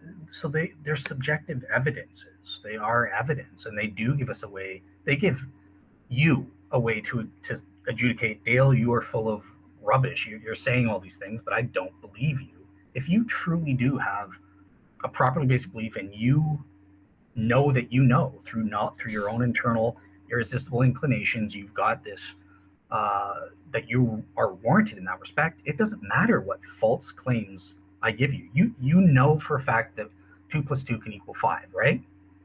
I'm denying that, and does my denial of that, and you have no way to show to me that it can equal that, as far as I know. Um, does my denial falsify that you already know that? No. Uh, okay, so let me phrase it this way: properly basic beliefs are not a thing. There is no such thing as a warranted belief just by the fact that you have the belief, other than like you exist. Right. People can have false beliefs, but we don't just have the belief. Number one, it's a basic belief, under foundational. It's a basic belief. It's not derived from any other premises, so there is no chance of false logical inferences or false premises or something. It's a direct, immediate, basic belief. Right away, I don't have to worry about those flaws. And it's also proper with respect to warrant. And I know that just by simple introspection of having knowledge by acquaintance of the warrant that I have for that. Okay, and I'm saying that nope, there is no psychological belief that counts as justified because we know evolution is a thing and brains do silly things. Therefore, all properly basic beliefs have been defeated because we know our brains make silly beliefs all the time. Gotcha. They do make silly beliefs for sure, but they never provide silly beliefs or false beliefs when it's. I've never encountered a belief that I had that was properly basic and held in 100% degree. That was wrong. Okay, we can end here because this isn't helping the audience, right? So like, Well, I I mean, get like that. every single religious person is going to say their properly basic belief. They've never encountered a properly basic belief they think is wrong until you become an atheist. And you're like, oh, yep, that properly basic belief is wrong. So, I can give an example. No, it's not going to help. well, I I mean, was going to. take an example. If you became an atheist, then you would have in the past. I had a properly basic belief, and I found out that it was wrong. Right? That's what it would mean if you became an atheist. Yeah. And I was an agnostic. I was never an atheist, but I was an agnostic for a period of 6 months when I left the church. So I experienced this. I would have said I had 100% knowledge that King James Version onlyism was true back in my younger day. But that wasn't a properly basic belief. When I reflected upon it, it was actually based on premises of how I construed the nature of God and stuff like that. They were hidden to my subconscious, but once I reflected on it, it wasn't a properly basic belief. It was a derived belief. Right, right. But my point here is that it's pretty easy to conceive of people, and there are people who used to believe properly basic beliefs and found out they were wrong. That's not a hard thing to conceive of. It happens all the time. People have, because things that would count as properly basic beliefs, not everyone would define as a properly basic belief. They can have one without realizing it, as Plantinga has said. So people have had properly basic beliefs and realized, oh, those were wrong, and converted to a different religion or a different belief system or whatever. Happens all the time. So it seems defeated that properly basic beliefs are a justified basis of knowledge or warranted basis of knowledge because people change them all the time and they get them wrong all the time. They have to because they have different contradictory ones at different times. Mhm. And those, and you would say in the one held in the 100% degree of warrant. Um, Because I'm warranted in certain beliefs, but I don't have 100%. I could be wrong or mistaken on that front. it's possible, right? Right. That's what I said earlier. Like you can be justified in believing Santa Claus exists, and it can be a false belief. Like warrant doesn't need to be 100%. Okay, got you. So yeah, so the only thing I would push back on, and again, I want to be interesting for your audience. They're probably getting bored of this, so I'll let this be my last thing on the properly basic. Unless it's your show, you tell me what you want to talk about. But I would just deny that when it held in the 100% degree, it is impossible for me to be wrong about my properly basic belief because I have internal knowledge by acquaintance that I'm warranted in this respect. Wait, That's wait. I think that sounds like a double negative. Like oh, did it? in the 100% belief, you would deny that it is impossible to be wrong. So you're saying you couldn't be wrong? Is that what you're saying? Yeah, yeah. When I have a properly basic belief held in the 100% degree of warrant, I cannot be wrong, and Right. And I so know I would this. say that's demonstrably false because people have had that and then changed beliefs and have the 100% opposite properly basic belief, and so one of them must necessarily be wrong. How would you prove that to me then? Because you just saying it, right? It's as meaningless as me telling you that I'm 100% warranted in thinking God exists or saying what I'm saying. Do you have any way, apart from just saying, well, this guy said he had it, and then he changed his mind? Um, like there's no way to prove that he actually was warranted as opposed to just mimicking the lines, you know? Like you said, Right. So I would just use induction there. I'd say it's pretty reasonable to believe their testimony since they're the same exact psychology that you have. Humans in general have a pretty similar brain structure and belief systems.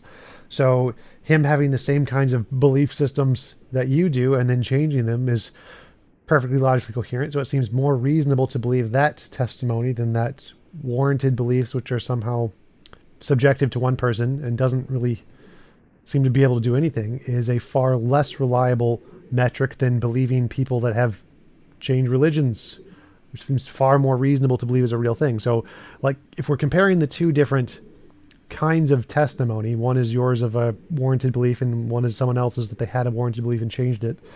The changing one seems far more reasonable to believe given the faculties they're using human brains and human psychology, and so that's a very common thing in human psychology, than it is to think that you have some kind of special access to reality in your psychological state. okay, I think that's actually a pretty good argument or attempt there. But inductively, I would maybe object to you based on your grounds. You know, stuff you say against Christians usually. And, you know, people are liars. People delude themselves. These are proven all the time and that sort of thing. And they make false claims, not even purposefully lying. They some like myself. I gave my own example where I was said yes, I 100% know, and I was totally wrong. Um, so I was deluded in that sense. So why doesn't that factor into your thing and say, well, actually, no, we wouldn't have reason to just take their testimony at face value because there's so many cases of people lying and or self-deluded about what they claim to know. Well, it would. So I would completely agree with that. I would say that everything starts as imaginary until demonstrated otherwise. And so everybody starts as lying, essentially. Everything is a lie until it's has some way to differentiate itself from being imaginary. And so I would say that the imaginary criterion of warrant counts as a lie, just like as the imaginary criterion of not having warrant counts as a lie until there's some way to differentiate which is real and which is imaginary.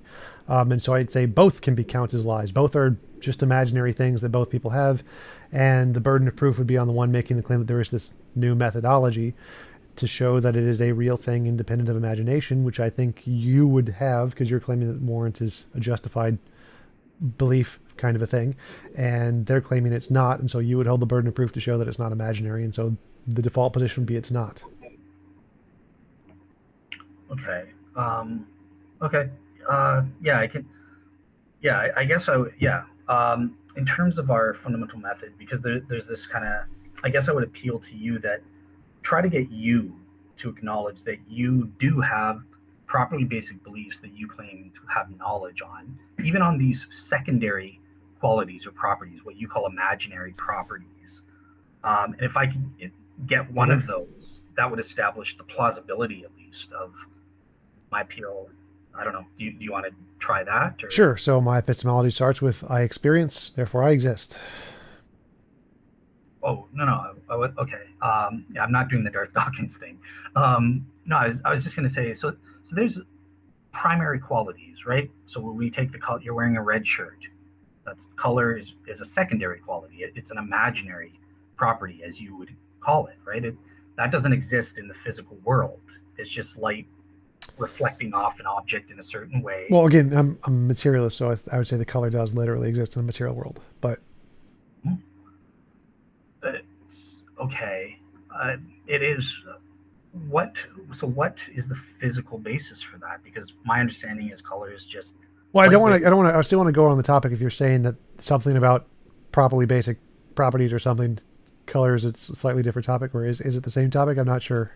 It's yeah. So I'm trying to establish color for you. There is this color redness. You said it does exist. So Yep. and that's in a properly basic way. It presents itself subjectively to you, and you take that as a sound foundation to be warranted. So it's a properly basic belief that you Well, I don't. wouldn't say it was properly basic. That's.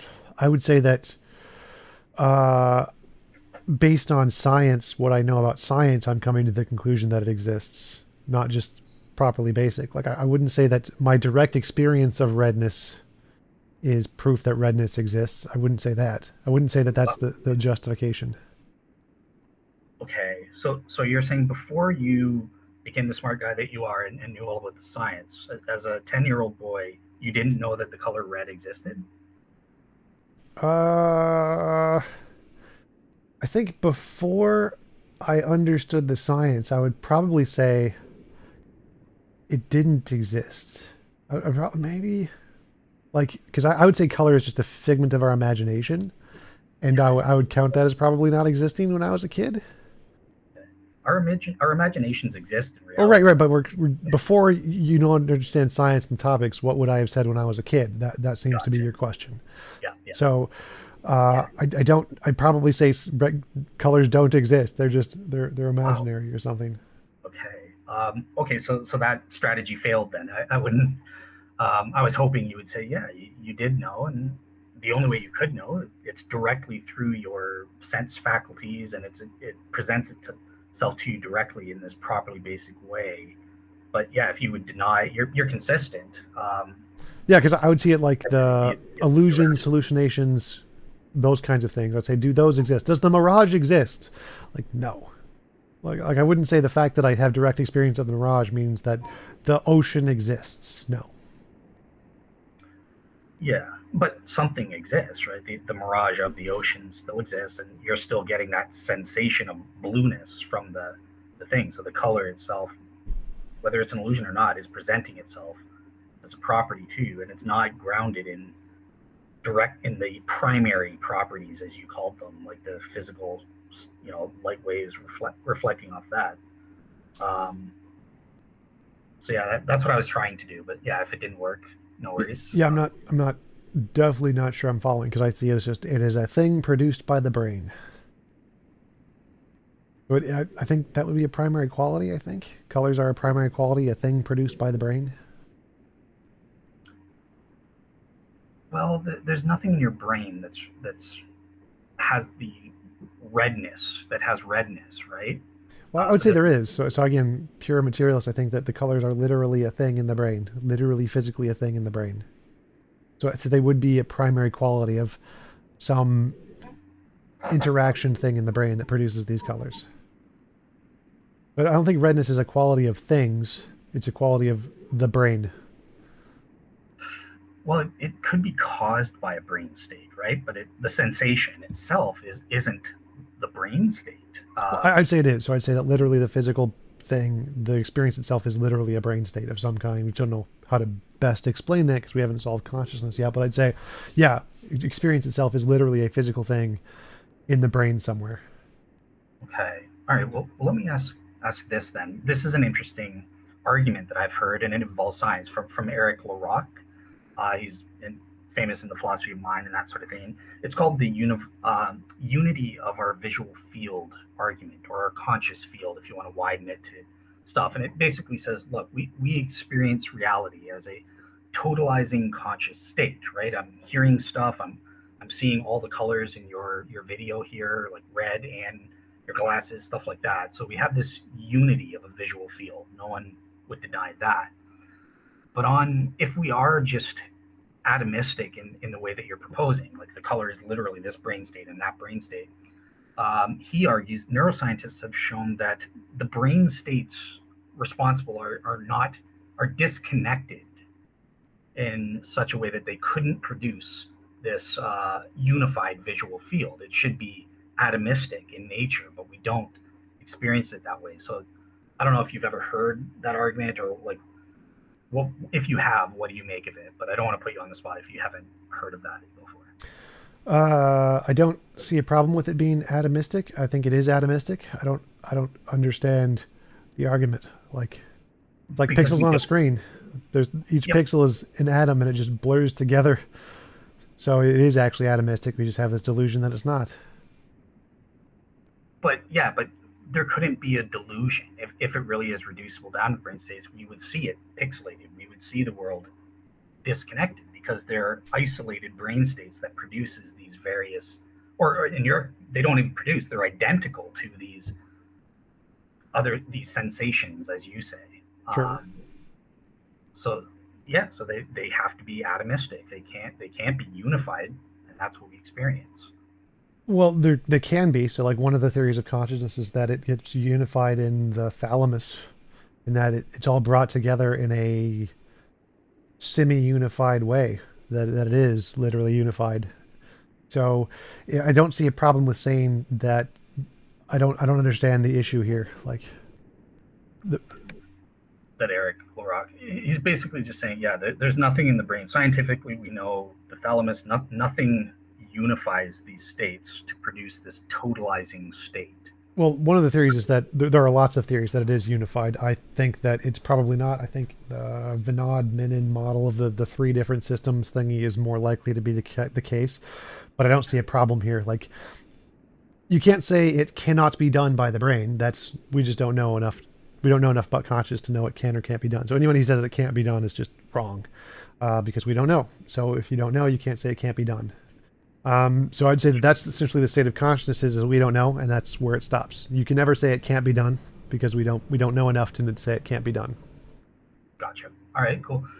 Yeah, and I will semi agree with you. I do think that we know enough to say that it's improbable, but definitely we don't know enough to say it can't be done. All right, so we probably I'd say yeah, it can't be done with the stuff we know about for sure, but I don't think we don't know nearly enough about what's going on in the brain to say anything of value there.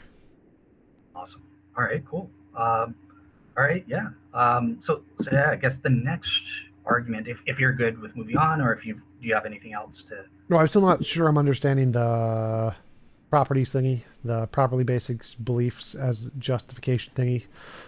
You were talking about how you were trying to get me to accept secondary qualities or something. Oh, yeah. So I would just have to say that, like, I would need to establish with you, like, from an argument from consciousness, that number one, our brain states are not identical. They stand in causal relations to sensations, like of redness and that sort of thing. Would that be required for the properly basic thing? It would be. Well, I guess it wouldn't even. Yeah, it wouldn't even need to be required. It would just. Yeah, I would just need to establish that the mechanism by which you, as a 10-year-old, knew that the color red existed is in this direct, properly basic way. And if you had said yes to that, and you're a weird 10-year-old, I have to say, if you denied. Well, yeah. So let's take that hypothetically. So as a 10-year-old, I believed the ocean existed when I saw the mirage in the exact same way I believed redness existed. One was right, one was wrong. I'm using the same mechanisms in both cases. So it seems like that is not a reliable method. The 10-year-old experience logic is not a good method to differentiate imagination from reality, because the same method comes to the conclusion that many imaginary things are in fact real when they're not. Well, there's a fundamental difference here, right? Because so with the redness, this is a properly basic belief. That's the mechanism. It's directly, you're seeing redness. You've had this sensation directly. That impossible for that to be a mirage. Whereas with the mirage of the ocean, that's through derivative knowledge, like with me in the King James Version. You're using your senses, you're using your sense faculties, Well, no, you're not. But if it's a hallucination, whatever, you're using your faculties and you're deriving, hey, I'm seeing this, therefore it must be real. So there's a fundamental difference. That's derivative knowledge, even if it's subconsciously derivative. Whereas the redness is directly to your that's properly basic. You can't be wrong that you're seeing redness. Oh, right, right. So if you're just talking about your personal experience and the things you experience, you can't be wrong. But if you're saying there is something objective that exists independent of your experience, then it all becomes derivative. So a God exists, that would be derivative. Greatness exists, that would be derivative. Saying that you have a subjective opinion that greatness is X would be just your opinion. Like you couldn't be wrong that you think greatness is X, but you could be wrong that greatness objectively is X. So anything that you said would be objectively true outside of your experience would be derivative, like God, greatness, any properly basic belief outside of your direct experience. Okay, so cool. Let's pretend you're right. That redness isn't an objective thing, but you're admitting the validity of the properly basic mechanism for knowing that there is this redness sensation in a properly basic way, and you've got knowledge that you're being presented to with redness. Yeah, yeah. Uh, So if you want to say properly basic beliefs can justify direct experience of things that you're experiencing, sure. So I have a direct experience of X. That could be justified. Any statement I have a direct experience of X, if you're experiencing it, would be justified. But the second claim that this thing, whatever you're experiencing, objectively exists independent of your experience, that can't be justified by any properly basic belief. That would require more. okay, so what my argument is that no, it doesn't require more. In the same way that redness is directly immediate to your uh, consciousness in this properly basic way, for most people, and what I'm saying for myself, the greatness of power is immediately present to me. When I'm presented with power, that's great. It's immediate and direct. I'm not deriving that from hidden premises or something like that. Like, oh, power is the ability to do this. Premise two, the ability to do this is great, or stuff like that. It's the same way as redness. Right, It's right. But that problem here is that if you say redness, there is an objectively true redness. So like if I see the apple as red, you see the apple as red, this is the correct redness. This is the objectively true redness that I see, and what you see isn't real redness. Um, then you're making a claim that not only about your direct experience, you're claiming there is some objective truth beyond your direct experience. And that would have to be derivative no matter what you're claiming, anytime, no matter what. So you couldn't say that just your direct experience would justify the claim that there is an objective truth to the redness beyond your experience. So that's when you say, I think greatness is power or whatever. That's perfectly fine as a subjective belief that you have. But if you want to say there is an objective set of properties that are objectively great beyond your direct experience, that's the part that would have to be derivative. That you couldn't use direct experience for that. That would just be subjective. yeah. So I would disagree with that because it's the same in the same way that I get what you're giving a derivative type of argument to establish there's differences, right?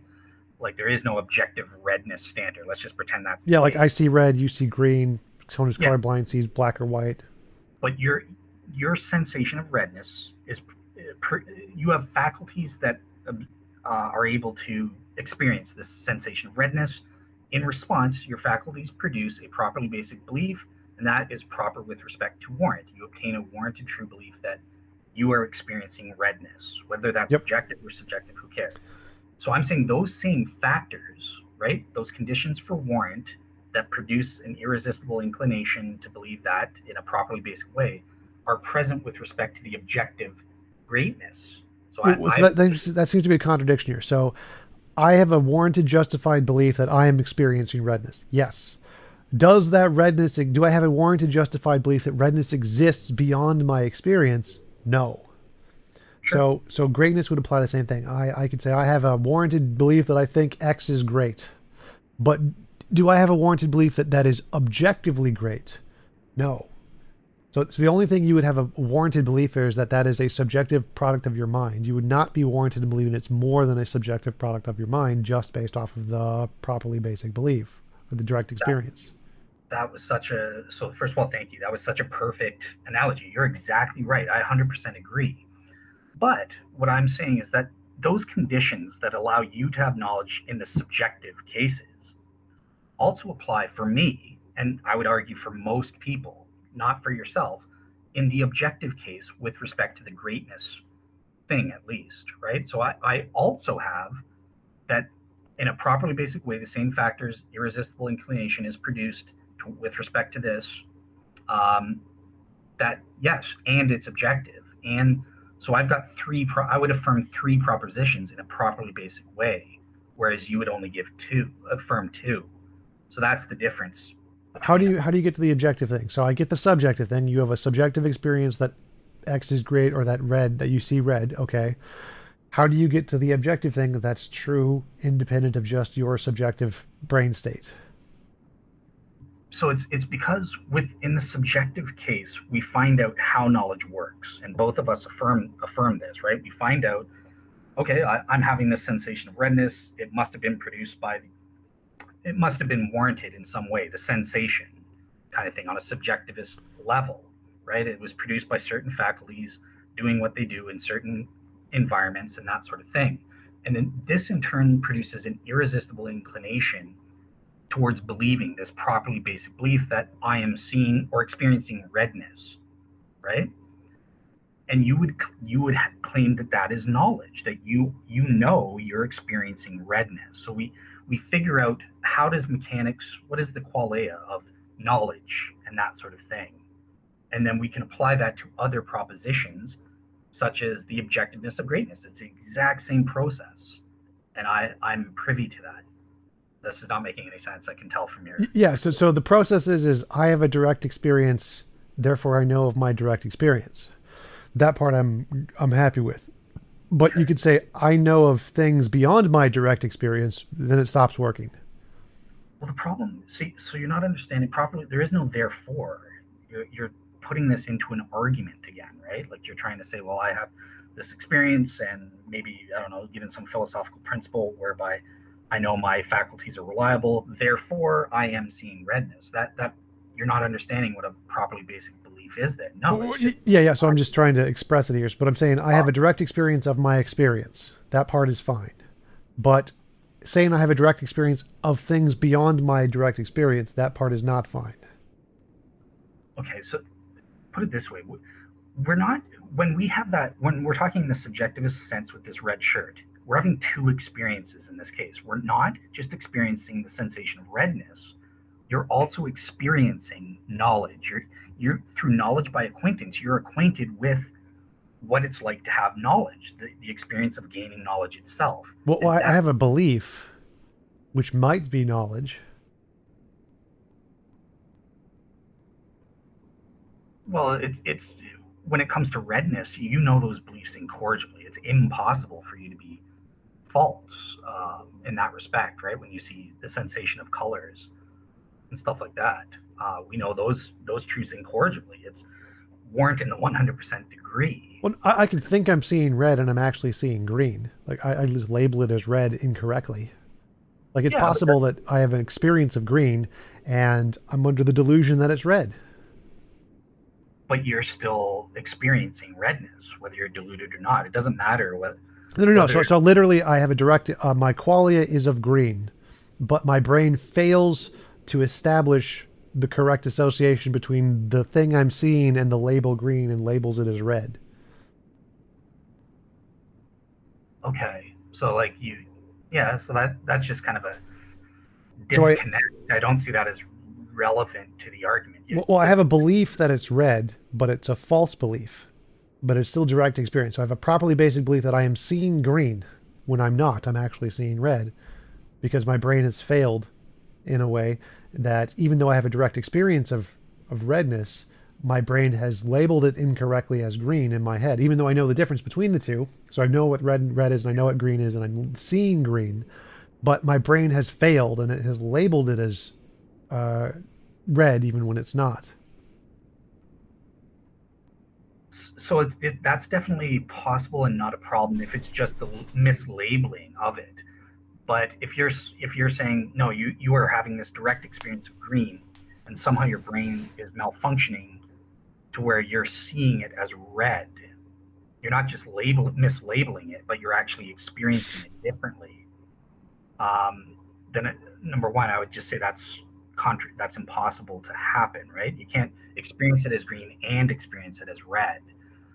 It's either green or it's red. So in whatever experience you're having, it's either Well, one or the other. that's the thing. I'm pretty sure we do have examples of that in neurology. There are lots of examples of that where you're literally experiencing something, but you're describing it as something else, and that both occur in your brain, in your consciousness at the same time, because your consciousness is doing multiple things at the same time.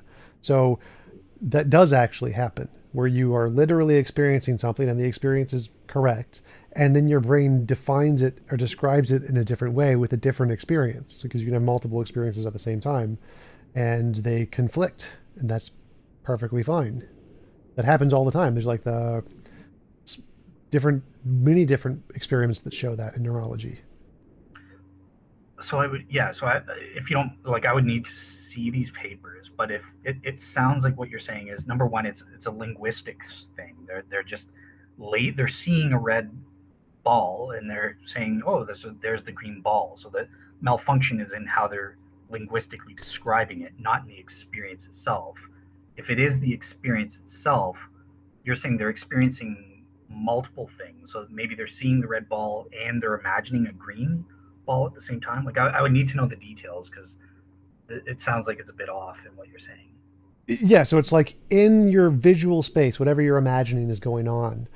It's not, there's a visual aspect to it. So your visual cortex is activated, so you have a visual model, but then also the prefrontal cortex is activated, so it's building relations between those things. And these are separate things that are both going on to build the world that you see. And they can contradict. Like you can, the forget what it's called, the one where you see your mother's face but say it's not your mother.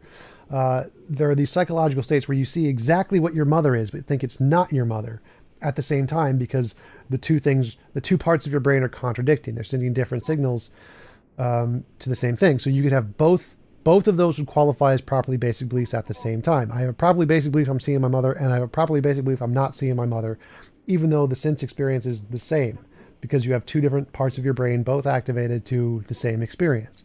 We know that the brain does this all the time. So properly basic beliefs are definitely not warranted, because we know how fundamentally flawed the brain is and that it can do this, and it does it often, that there are direct experiences we have from the visual space and direct experiences we have from the association space of the connections between those things, and those don't always correlate. Gotcha. Yeah, I guess definitely people can have contradictory beliefs. I'm iffy on whether they could have contradictory experiences, like experiencing their mom and not experiencing it. But the way I would resolve that is obviously if it's it wouldn't be based on true, properly basic beliefs. There would have to be some kind of derivative knowledge that's leading to the false belief in some way. Like perhaps they're, but again, I'm speaking out of ignorance. I don't know the experiments, so I would I should shut up and let me read them rather than speak out of ignorance. There's V.S. Ramachandran's works on, I can't remember what it's called anymore. Imposter syndrome, I think. Okay. But yes, so the way I see it is that properly basic beliefs is a fundamentally flawed method to establish the truth of claims, because all of those direct experiences you're talking about and the knowledge associated with them are a result of our flawed brains, and they can't be trusted to be anything more than just I have experienced X, and there's no greater connection that could ever be made there Gotcha. about All right. objective things. But I actually have to go to the bathroom. Give me 1 minute. No worries.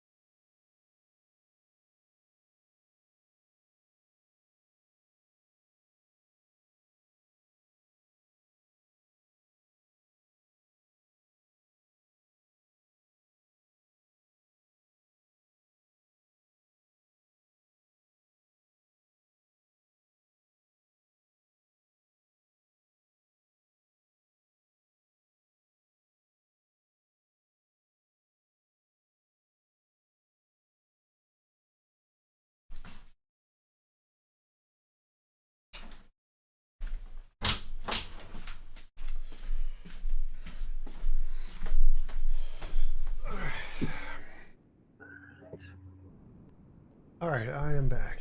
Okay. So is your argument that I have an experience of experience and I have an experience of knowledge, so I can compare. If I have an experience of having knowledge in one case, I can have experience of having knowledge in another case. Yeah, the experience of knowledge doesn't differ just because the propositions are of a different type or a different nature. Right? The experience is the same regardless. Knowledge is knowledge. Well, I don't think you can have an experience of having knowledge. I think the experience of having knowledge and the experience of having false knowledge is the exact same. Okay.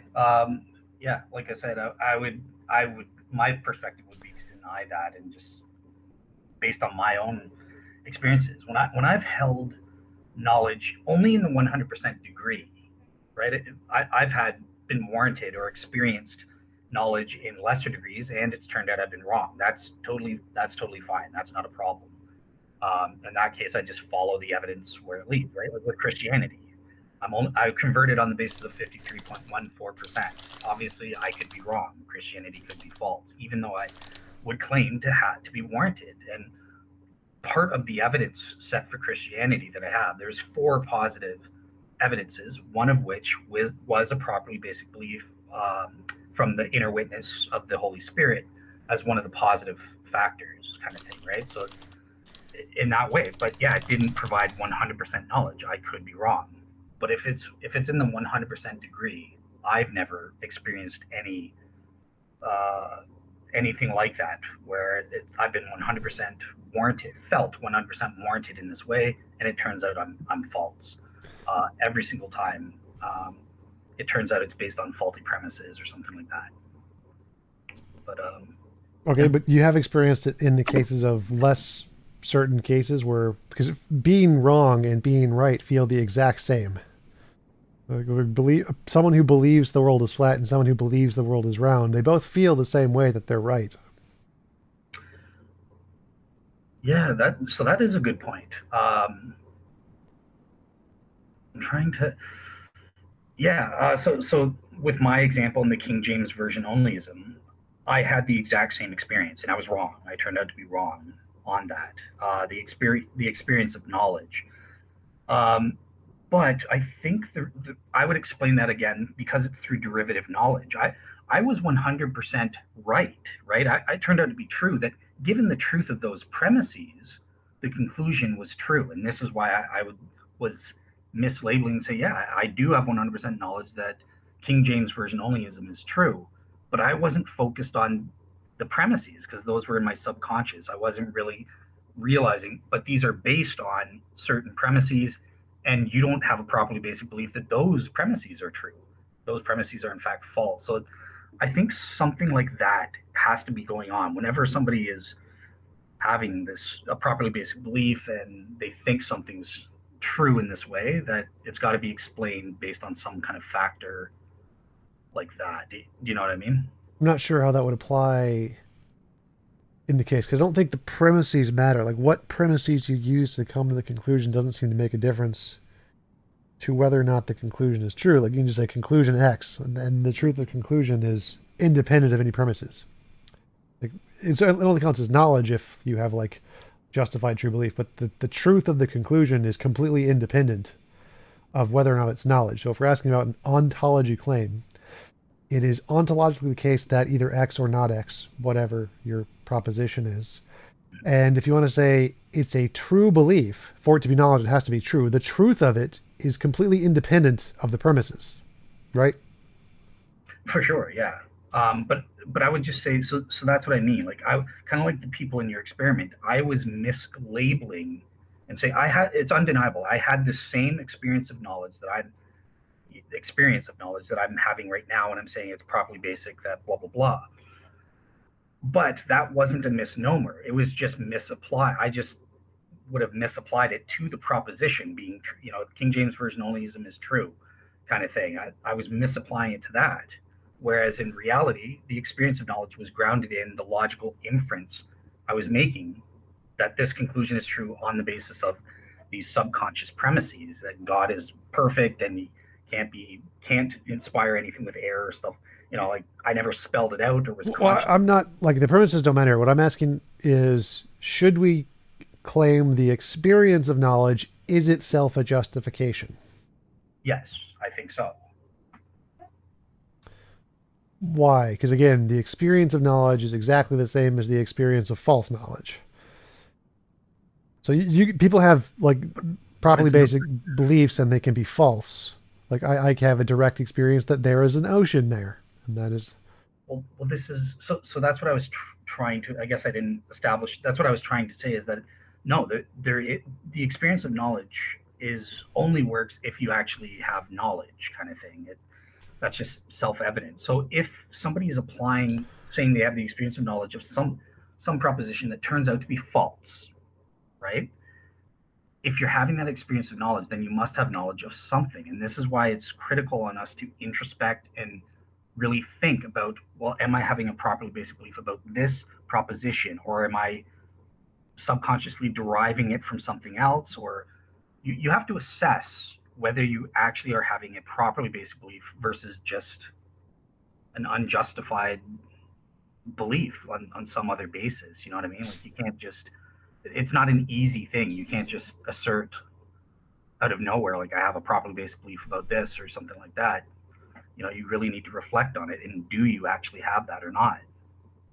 so. I'm not seeing how you could reflect on anything that isn't direct experience and count it as knowledge. Like your experience of knowledge, having an experience of knowledge would only count as 100% if it was self-referential. I am experiencing the color red. I am experiencing blue. I'm experiencing TV, whatever. So that can't be wrong. I can't not be experiencing the TV, presumably. But that doesn't mean TV is there. So my experience of knowledge would only count as knowledge for my direct experience. And I can't say that my experience of knowledge of the TV would then be able to be applied to my knowledge that the TV is actually there, because that would have to have a different justification other than my direct experience. It seems like the problem of solipsism. Like, so you have direct experience.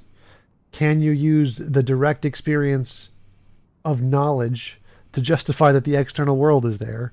No.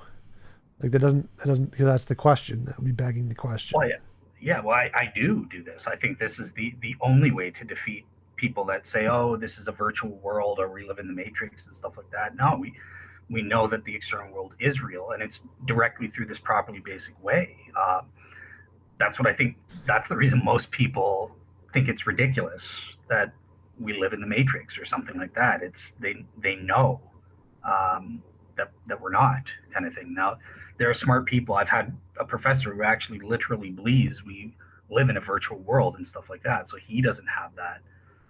But nonetheless, I've experienced knowledge, knowledge through acquaintance in this internalist way caused by my faculties functioning properly, blah, blah, blah. So I know that this is an external world and I can have knowledge in that way. Yeah, when I'm holding up this is not a hallucination. I know that for sure when I'm holding up a pair of sunglasses here. Um, that's, yes, it's possible for me to be hallucinating and stuff like that, but not in this case. This case, I'm having that experience of knowledge in the 100% degree. I know that these sunglasses are actually here and I'm touching them. So I'm not seeing the connection there. I can see the connection between you have an experience of sunglasses. So your belief that you have an experience of sunglasses can't be wrong. The belief that sunglasses actually exist definitely seems like it could be wrong. But not if you're having a properly basic belief, right? If you're experiencing knowledge, this is what it's all grounded in. This I don't know. experience. Like, I don't think any belief that you could be having can never affect the truth of the glasses actually existing. You're like the subjective beliefs that you have, none of them in any way could affect the glasses. You could have any combination of beliefs, positively or negatively, and the glasses objectively exist completely independent of the beliefs you have or whether or not you're having them, and none of the beliefs that you have any bearing on the glasses. It's why they're objective. Yeah, for sure. But my properly basic belief, my experience of knowledge in this way is the same justification that, yes, I'm not just experiencing those sunglasses. Additionally, I also know the proposition that the sunglasses are objective and really exist, external to me. independent of my beliefs and blah blah blah, I also know that in a properly basic way as well. That seems like a contradiction. You're saying through your internal beliefs, you know they exist independent of your internal beliefs. Well, no, I mean, I'm saying that when I said that they exist independent of my beliefs, I was talking, okay, let me say it this way. So, through my epistemic beliefs, experience of knowledge, and that sort of thing, I know that my sunglasses exist ontologically independent of my beliefs and stuff like that. I don't know if Yeah, that that seems like a makes sense. contradiction. This is like you're using your beliefs through your beliefs. You can know that the sunglasses exist independent of your beliefs. No, that the beliefs are part of the mechanism. They're the mechanism epistemically or epistemologically as to how I know that the ontological status of my glasses are external, right? So it's Yeah, that seems to be the contradiction. So your internal mechanism, you're using your beliefs as the mechanism to know that these things are not only in your beliefs. okay. Okay, so my experience of knowledge, my acquaintance with the knowledge, justifies that my belief that these glasses exist externally. Yeah, that seems like again really circular. So you're saying like because knowledge is a justified true belief, and you're saying my acquaintance with the belief is the justification. So I have a belief, and the fact that I have the belief is the justification that it's knowledge. It's the acquaintance with knowledge itself, the experience of knowledge, right? Because remember, there's the warrant. Remember, don't forget that definition of warrant. The faculties, the reliablest condition, they produce these faculties in those contexts produce the properly basic belief, right? This Um. So under my I definitely have problems with that, but let's just go with the definition of knowledge is a justified true belief. True belief. warranted true belief, yeah. Justification and warrant are synonymous. You can change them out. It doesn't make a difference. So your experience of which of these, so we're asking about the justification. And you want to say the justification, so justified true belief equals knowledge, and your justification is experience of knowledge. Oh well, so yeah, if by justification you're accepting Alvin Plantinga's definition of warrant, under that assumption, then yes, knowledge is a warranted true belief, and our beliefs are produced by a set of faculties under the conditions that Plantinga lays out for the definition of warrant, right? That's the reliable faculties functioning properly in a suitable environment and are successfully aimed at producing true beliefs. Those, in turn, on an internalist level, this is where I go beyond Plantinga, produce this irresistible inclination within me with respect to the properly basic belief. And that's the thing that I'm calling the experience of knowledge. I am acquainted with, I know that when the qualities of warrant are fulfilled, I've experienced what that feels like. And that's what I'm calling the experience of knowledge. And on that basis, is this boring or? So Yeah. couldn't we just zap your brain, make you feel that for something false? No, you What? cannot. You cannot, right? And warrant, the definition of warrant itself precludes false beliefs. It's part of the definition itself. You Well, the cannot question, the feeling part was the part I'm focusing on. You said you have have. this feeling of knowledge, this acquaintance with knowledge or whatever. Sure, yeah. And it seems like any feeling you have can be replicated with an electrode in the brain in the right location. You're saying Uh, that's false. You're saying there, that's this is a special feeling that can't be replicated by an electrode in the brain. yes. Okay, I'd say that's just demonstrably false. We could replicate anything in your brain just with electrodes. Okay. Well, show me the experiment. Yeah, I'd have to we'd have to locate where this belief is in your brain and then zap that part of the brain to see if you can make it feel about strange things. And I'm sure we could do that. We just have to hook up your brain, like experience this acquaintance with knowledge thingy, and then once we can locate it in the brain, we'll zap it and see, well, are you experiencing it now?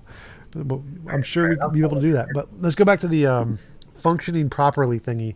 So Plantinga's definition of a warrant is a thing, a belief produced by whatever mechanism you're using that's functioning properly in the right environment or whatever. Yeah. So there's no such functioning properly isn't a real definition. There's no such thing as functioning properly.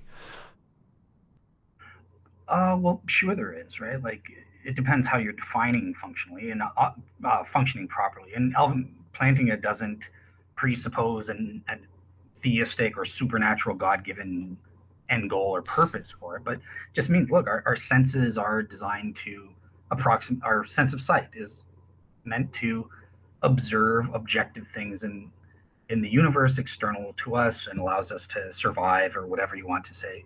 Well, At yeah, least let's say functioning properly is just to produce survival and has nothing to do with correspondence to truth. yeah, sure. So that's the basis of Plantinga's evolutionary argument against atheism, right? Like it's instead of the faculties being designed to produce true beliefs, they're successfully aimed at producing beliefs with survival value, and on that basis, you can never know anything, right? Because false beliefs are conducive to survival in some contexts. And Well, so, no, I'd say you can still know things based on my definition, but the problem here is that functioning properly could be defined equally either way. There's no preferred definition of functioning properly. It's arbitrary. well, sure. I mean, the definition that Planting is giving of warrant is he's trying to define what is knowledge, right? So he's saying, I think that knowledge is warranted true belief. And he's saying, if you had warrant under this definition, if you had faculties that actually are designed at producing true beliefs and meet the other conditions, that's sufficient for knowledge. That's what knowledge is. So it's a definitional Well, that's begging the thing. question. If you're saying if we have a belief system that functions to produce true beliefs, like, oh, well, then they're true. Like, yay. But the problem here is that if you're using functions properly and entails functions properly as meaning it does true beliefs in your definition of whether or not you can have knowledge, that's just circular. Like, again, the problem here is that you could define function properly in any way you want, and if you're defining it just including the definition of truth in there, well, then, like, that'd be like saying if I have a mechanism that gives me true beliefs, well, then I have true beliefs. Like, that's cool, but Yeah, and you're absolutely right. Yeah, brilliant of you. And Plantinga fully admits that this is as far as his book goes. He's not trying to prove it, and this is why I go beyond him. It's really all based. How do I know that I have got warrant in the sense that Plantinga defines it, with aimed at true beliefs? How do I know that my faculties are aimed at producing true beliefs? And it all goes back down to this experience of knowledge that we've been talking about. That's how I know. okay, That's so we would falsify if we could locate in the brain where you're feeling this experience of knowledge, and we could zap you and make you feel it towards whatever we wanted to. That would falsify your position. yeah, Okay, so I would say that that is the more reasonable conclusion based on our current understanding of neurology, psychology, cognitive science, and every field of brain science. That is the more likely thing than that there's the special belief that can't be changed based off of zapping you in the brain. Because if you could do that, that would be really cool. If there's some kind of belief that can't be changed by zapping you in the brain, that would be a very good evidence to refute the current consensus in neurology and naturalism that there's something else about beliefs. So I would be happy to grant that as evidence if you could demonstrate that there was such a thing. I would just say cool. that that's contrary to the consensus in the fields and what all the evidence would point. It'd be more reasonable to think the other way. Gotcha. Okay. All right. Cool. So yeah, I think the next argument, I did want to throw this one in for God.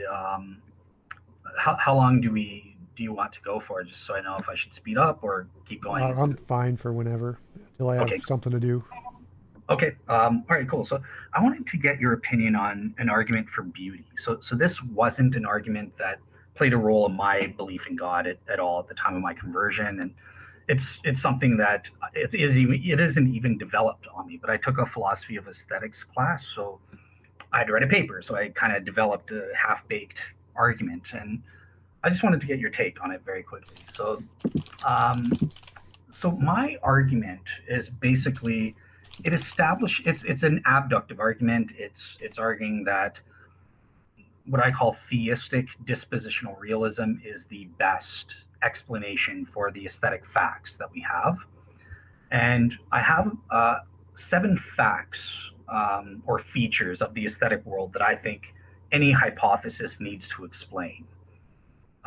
So the first one are aesthetic correctness conditions. So this basically says that aesthetic values and judgments can be correct or erroneous or incorrect in certain ways. And I, yeah, I won't establish them now and until you challenge them or something. But the second is that there are aesthetic value disagreements, and these are not just factual disagreements; they're disagreements of an evaluational type.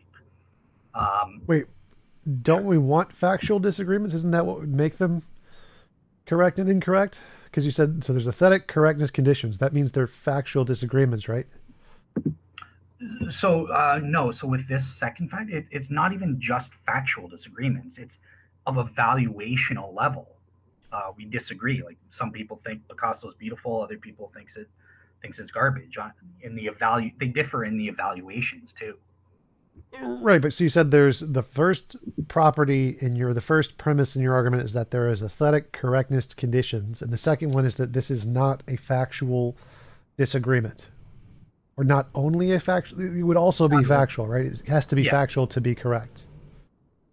yeah. So they're both factual and evaluational differences Okay, that okay, just on a phenomenological level, right? gotcha. Okay. The third one is that there is such a thing as aesthetic refinement or development in education. Um, that's obvious. People go to art school and they refine their aesthetic tastes and stuff like that. The fourth one is that the what I call aesthetic object relevance. So this says that an object's properties are necessary to ground aesthetic values and judgments. Um, Number five, there's only seven here, so don't worry. Number five is that the aesthetic agent is needed. And Tom, we've kind of gone over this, right? Evaluations require an evaluator, a subject to make an evaluation. Number six, I don't know if I should include this one, but I just said that there's a link. Psychologically, it's been proven that within human beings, there's a link between moral values and aesthetic values. So that's just a psychological fact. And then the last one is that there's this phenomenon known as aesthetic non-deference. We as human beings don't want to defer to the aesthetic evaluations of other human beings. We tend not to care about what the art experts say. I think this looks like garbage, or I think this looks great. I don't care what the film critics say. So those are the seven facts that I'm evaluating the various hypotheses on. Do you want me to go into the hypotheses, or do you want to question the facts first, or I'm not like your argument is that you need to explain these things or something. yeah, that what I call theistic dispositional realism is the best hypothesis at explaining these compared to others. Okay, I'm not seeing how. So I think aesthetic correctness would probably be the only one that matters here. Like, I don't think there is an aesthetic correctness. I don't think Okay. it's correct to say that the Mona Lisa is more beautiful than any of the other paintings in the Louvre or whatever. Like, that's not, there is no factual that disagreement there. So there is an evaluation disagreement there, but the evaluation is purely subjective. And so that would, as long as I reject those two, that there is aesthetic correctness and that there's a factual disagreement, everything else is explained just by subjective mental states. Like, yeah, evaluation requires mind. We have minds. Agents are needed. That's fine. Moral and aesthetic connection. Like, yeah, people have definitely make a connection between beauty and moral things. They think that the more beautiful you are, the better you are, and that's subconscious biases. We don't like other people's opinions on beauty. Like, yeah, we don't care about other people's opinions on beauty. That's perfectly explained by evolution. What was the fourth one? Objective relevance something. Oh, the objects, the aesthetic object itself. So the painting of the Mona Lisa is a necessary. Uh, the properties of the object itself are necessary to ground values and judgments aesthetically. I don't know what that means. So the properties of the work itself are required to ground our values and judgments, right? We can't. So for example, if you picture one of the arguments from Malcolm Budd, who's a philosopher in aesthetics, he would, or yeah, actually no, Philip Talon. Let me use him. He's a Christian philosopher. He's been on Capturing Christianity show giving this, and he gives an argument saying that the destruction argument, right? So the properties of the object itself are relevant for producing. And I take what's called a causal conception view of aesthetics. So the object itself causes within us, the aesthetic agent, a certain relevant aesthetic experience that grounds the values. And then it also grounds us. It produces a belief in us. This is beautiful. This is ugly. Whatever it is. Without that object, you can't have the same aesthetic value or experience. And the What argument does I was that going mean? to Like something like if we had a hallucination of the object, it wouldn't be able to produce the same experience as the object itself existing. exactly, yeah, there's a diminishment in value. Okay, I would say that's probably false. I would disagree with that. Okay, okay, cool. So just kind of looking at what are the various hypotheses? I'll just quickly go into that. So in the first place, there's something called emotivism. I don't know. I don't want to waste too much of your time. So that just basically says it's the same as immorality. It just says that look, there are no truth or falsity. There are no facts in aesthetics. It's all just an expression of our emotions. That's an unpopular view. Most people don't go for that. I like Um, that one. That one sounds good. Just subjective. There's no. I don't think there's an objective aesthetics in anything. okay, so you would probably go with aesthetic subjectivism. Just there are true. It's true or it's false that TJump likes the Mona Lisa, and it's true that Dale doesn't like the Mona Lisa. He thinks it's ugly or something. So there are facts, but it's grounded in the subjective judgments of people. Yep. That aesthetic subjectivism. Okay, cool. And then on the other side, there are the objectivist things. So this is where there's natural objectivism. They say, well, no, aesthetic values and judgments are solely in the object itself. It's some property like symmetry or proportionality or something like that. I think that both of us would say no. There has to be an agent who makes an evaluative belief and also has the experience that grounds the value. The object can cause the relevant experience, whatever it is. And then there's, other, non-natural, like aesthetic Platonism. I don't think we would go for that. But here's one in the middle. So this is how I'm basing my argument, and I want to compare it to TJump's subjectivism, or at least hear what he thinks. So a lot of atheists. So this is an argument directly from David Hume, and he goes for what's called natural dispositional realism. So he says, well, look, no, the object, it's kind of in the middle of subjectivism and objectivism. The object causes the relevant experience, blah, blah, blah. But he'll say so the objects have what are called dispositional properties. They dispose an aesthetic agent to have the relevant experience or something like that. And who is the relevant agent? Well, it's not just me or Tom Jump. It has to be an ideal judge.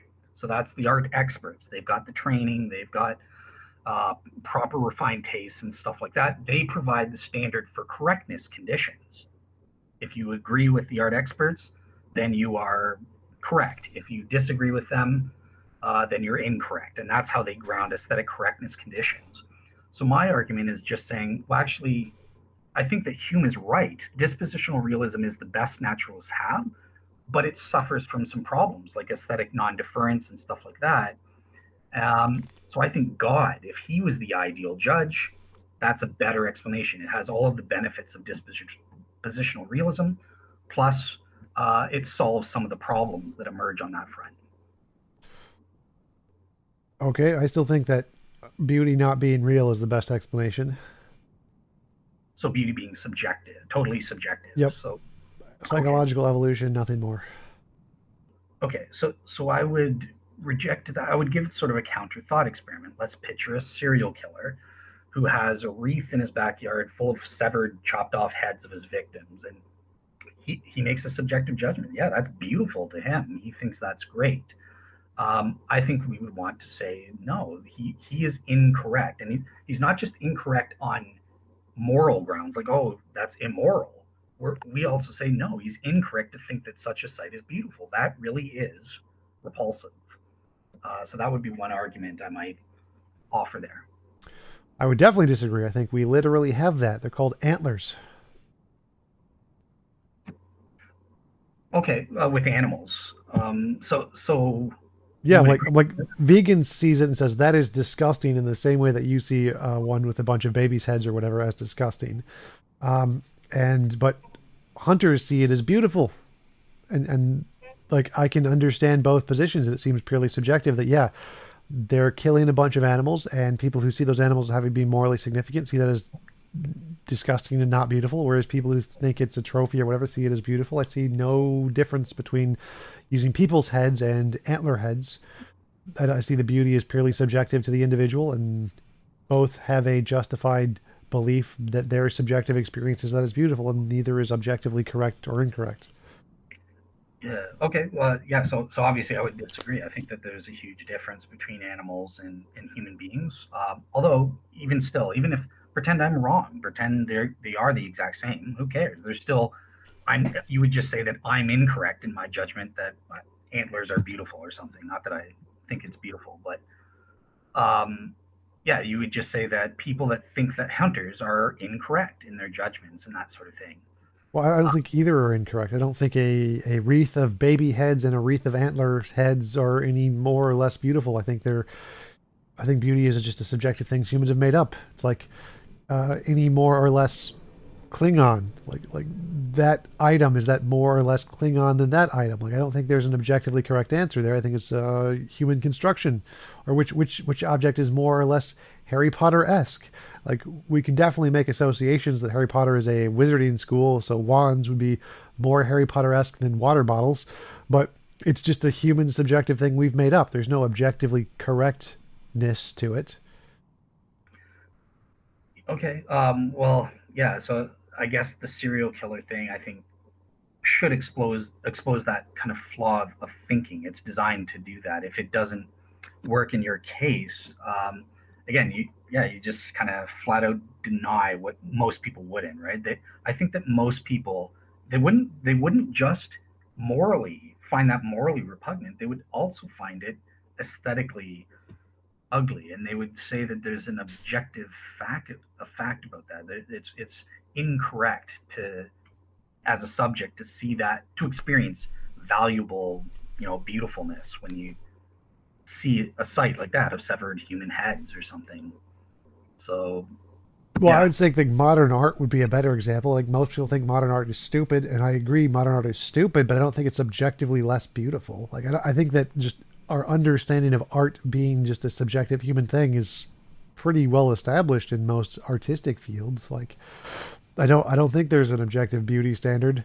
I don't think there's any reason to think there's an objective beauty standard. Okay, well, let me ask this then, because you said you would accept fact three about aesthetic development and refinement, Sure. which David Hume. So that would suggest there's an objective standard, isn't there? Because otherwise it would just be No. lateral changes. I liked this at time one, I don't like it at time two, but this implies there's some kind of vertical improvement going on. So there is a standard. Yeah, but the standard could still be subjective, so you're improving by your own standard. It wouldn't be an objective improvement. So like I think that my cooking has gotten better. Is that objective? No. But it is to me because I refine things based off of my subjective tastes. And so beauty standards can be the same thing where I refined my beauty standard based off of other criteria that I prefer or dislike or whatever. And so I can still have aesthetic refinement without having any objective aesthetic measure. Okay, so do you admit that there are aesthetic experts? Um, like people with degrees, I guess, but there's no objective truth there. So they're in terms of their education and refinement, is there any sense in which you should defer to them? Nope. Um, Zero reasons to defer. That's the last one you said, the why people don't care yeah, about opinions on not beauty. Like there's zero reason to listen to art experts on art. gotcha. Like if you like a sculptor made by your kid better than Picasso, then it's better than Picasso. Gotcha. So okay, so you would definitely disagree with David Hume, where he does kind of recognize that there are these correctness standards, and they're grounded in one's level of development, one's qualifying as an ideal judge. So yeah, again, when it just comes down to your level of just straight out just deny, no, just claim everything's subjective and that there is no objective standard, I don't really have a way to prove that apart from in the same way we do with proving objective moral values, which we've already been through property based beliefs, and also refuting relativistic standards as being wrong in some way, through like reformers' dilemmas or in the way that I attempted to do with the serial killer and that sort of thing. Um, okay. Yeah, I think that's it. Is it other than denying the Yeah, we can take the other approach and say, even if we grant moral or beauty is objective, would a god be the best explanation for it versus like a platonic beauty or something? yeah, or compare it to like Hume's natural dispositional realism, because that's what I'm saying. I think he provides the best theory naturalistically, and then theistic thing does better than that. Yeah, since I don't think it's real. I don't really understand Hume's position there. But let's say it is real for the sake of an argument. Why would theism be better than any other non-theistic explanation?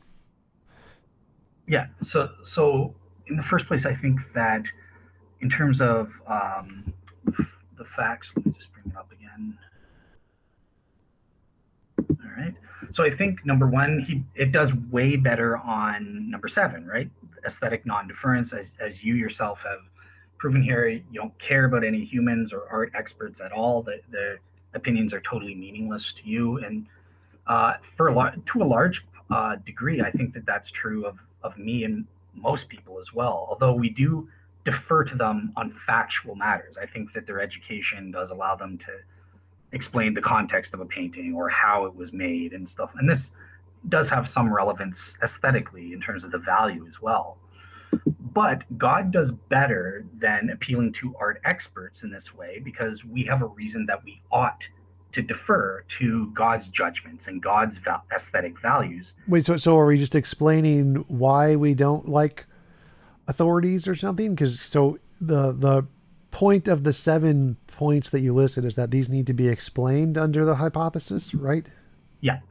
So we could explain under hypothesis that evolution, we prefer our own subjective biases over others' subjective biases. That seems perfectly coherent as an explanation of point 7. Why would the existence of point 7 be better explained under theism?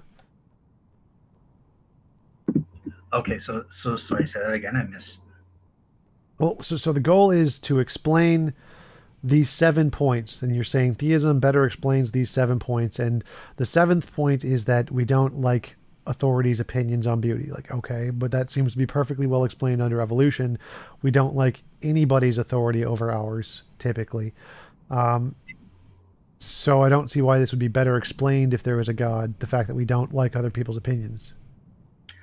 It's, well, with evolutionary mechanisms, so that's more of an objective thing, right? Like you're saying that there's some kind of property, right, that's conducive to survival value or something. It depends which hypothesis you take. So the mainstream one is natural selection or something like that.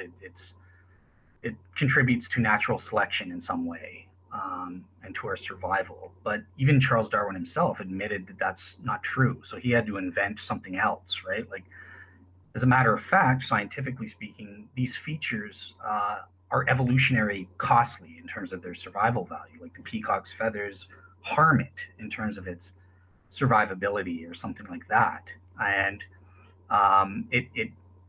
it's not something that would come up through natural selection. So this is why Darwin invented something called sexual selection, or more modern biologists come up with what's called null theory. Okay, you're not. Well, so I'm not seeing the relevance here. So we don't like other people's opinions on beauty. Yeah, that seems like explainable under evolution just fine. Like, why would I care what that person's position on beauty is? Why would I have a tendency to agree with them on beauty?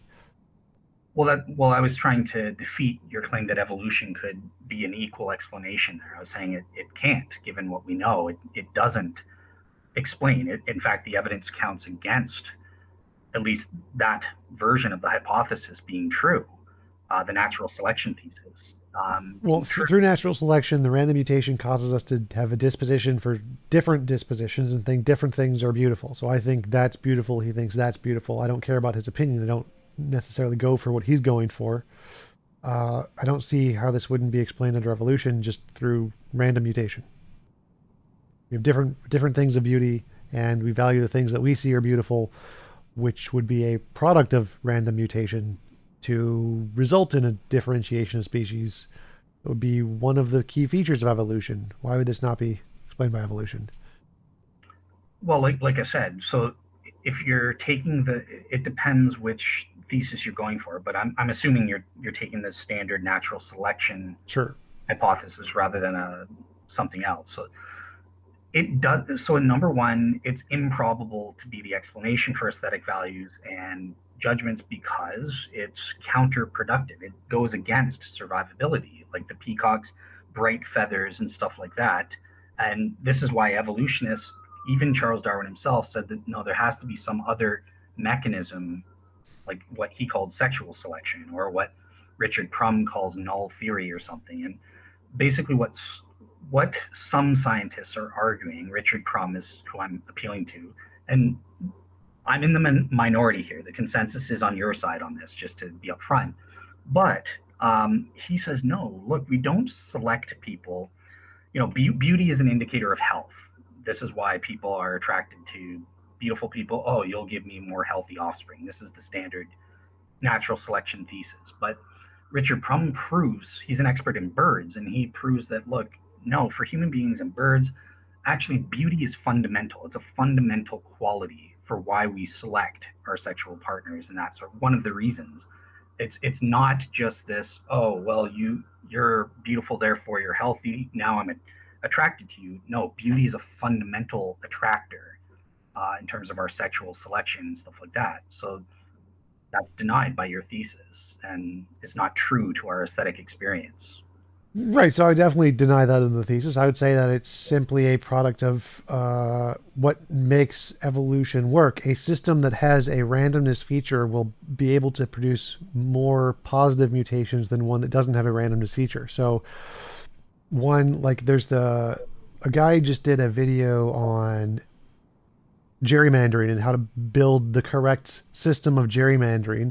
And if you have a larger randomness value that accepts random garbage through, it has a more likely outcome to produce a more accurate map because it can make larger changes that can be tested against previous changes. If you're only allowed to change very, very specific things, there are less changes that can occur, and you have a system that dies out and doesn't produce good results. So having a randomness variable like beauty selection, having it not be as centralized, will have a much better evolutionary advantage than one that has one that is centralized. Therefore, it's more likely to have one that is decentralized and have disagreement on beauty. Well, so I guess I would just say that human beings are a lot more unified when it comes to their aesthetic judgments and beauty than you seem to be implying. It's not this totally random process. So another view of the evolutionary thing is called the biophilia hypothesis. Rather than natural selection or mate selection, they say, look, aesthetic values, they're grounded in habitat Right. selection. So I'm not saying that look everyone's is completely different. I'm saying that there needs to be a variable where you can disagree with the majority and go in a different direction to produce randomness. Otherwise, it is too constrained, and the amount of diversity that you see is too limited to produce a positive outcome. So there has to be a variable that can go against the standard whatever variables that are used, and whatever that randomness variable is would be something that whatever is selected would supersede all of the other variables like authority or the culture or health or whatever. This randomness variable is going to have to overcome all of those. And Gotcha. so there is this randomness variable in our desires of beauty or whatever. You happen to think this is beautiful, and because it is the random variable, it's going to be something that's more important to you than all the other variables, and you're going to reject everyone else's opinion, just like in any other system of establishing what is the best system to like do the gerrymandering. You have to have that randomness variable for the exact same reason, because it would produce a better outcome than without the randomness variable. And so beauty could be the randomness variable, and that would be a perfectly reasonable way to explain why we have disagreement. Gotcha. Yeah, and that is what people that go for the natural selection thing will try to say. I would just say that it seems improbable to me, given that it's evolutionarily costly. It seems implausible, and also it's very ad hoc. Everything you're saying, you have these just so type things that would have come into place just to explain the facts that we see it. So I think those are kind of the fundamental objections I would give to your what you would get there. Well, I definitely say it wouldn't be ad hoc. Like this is like if we test different models of like gerrymandering and we see which models create the best results, it's the ones that have this randomness variable in it. And so it would be reasonable that these models are things that we see occurring in biology all the time. They create very similar models as to our statistical models. So it's reasonable that a similar property would come about through evolution. And for humans, beauty could be that thing. There wouldn't be a contradiction there. So it seems like that's actually very likely. We see these happen in bacteria all the time with the random directional things where they just go off in a direction, find the food source, then everything else dies and they just go towards the food source. Like this randomness variable is a really common thing in evolution. So the fact that beauty would be one of these features or a result of these features doesn't seem to be ad hoc at all. It seems to be kind of standard. Gotcha. Okay, let me ask this then. This is a feature number six, if you were writing it down, and this kind of speaks against evolutionary hypothesis as well as I'm interested. I think this is a benefit for the theistic version, but there is this proven psychological link between moral values being associated closely with aesthetic values. There are these psychological correlations that have been proven almost universally among all humans. So, why would that be the case? Why would there, if we just evolved, or if aesthetic subjectivism is true, it doesn't seem that we would have this correlation. Whereas with God, the theistic version, no, it makes perfect sense. God exists a se, all moral values are grounded in him, aesthetic values are grounded in him, and he designed human beings to reflect him both morally and aesthetically. So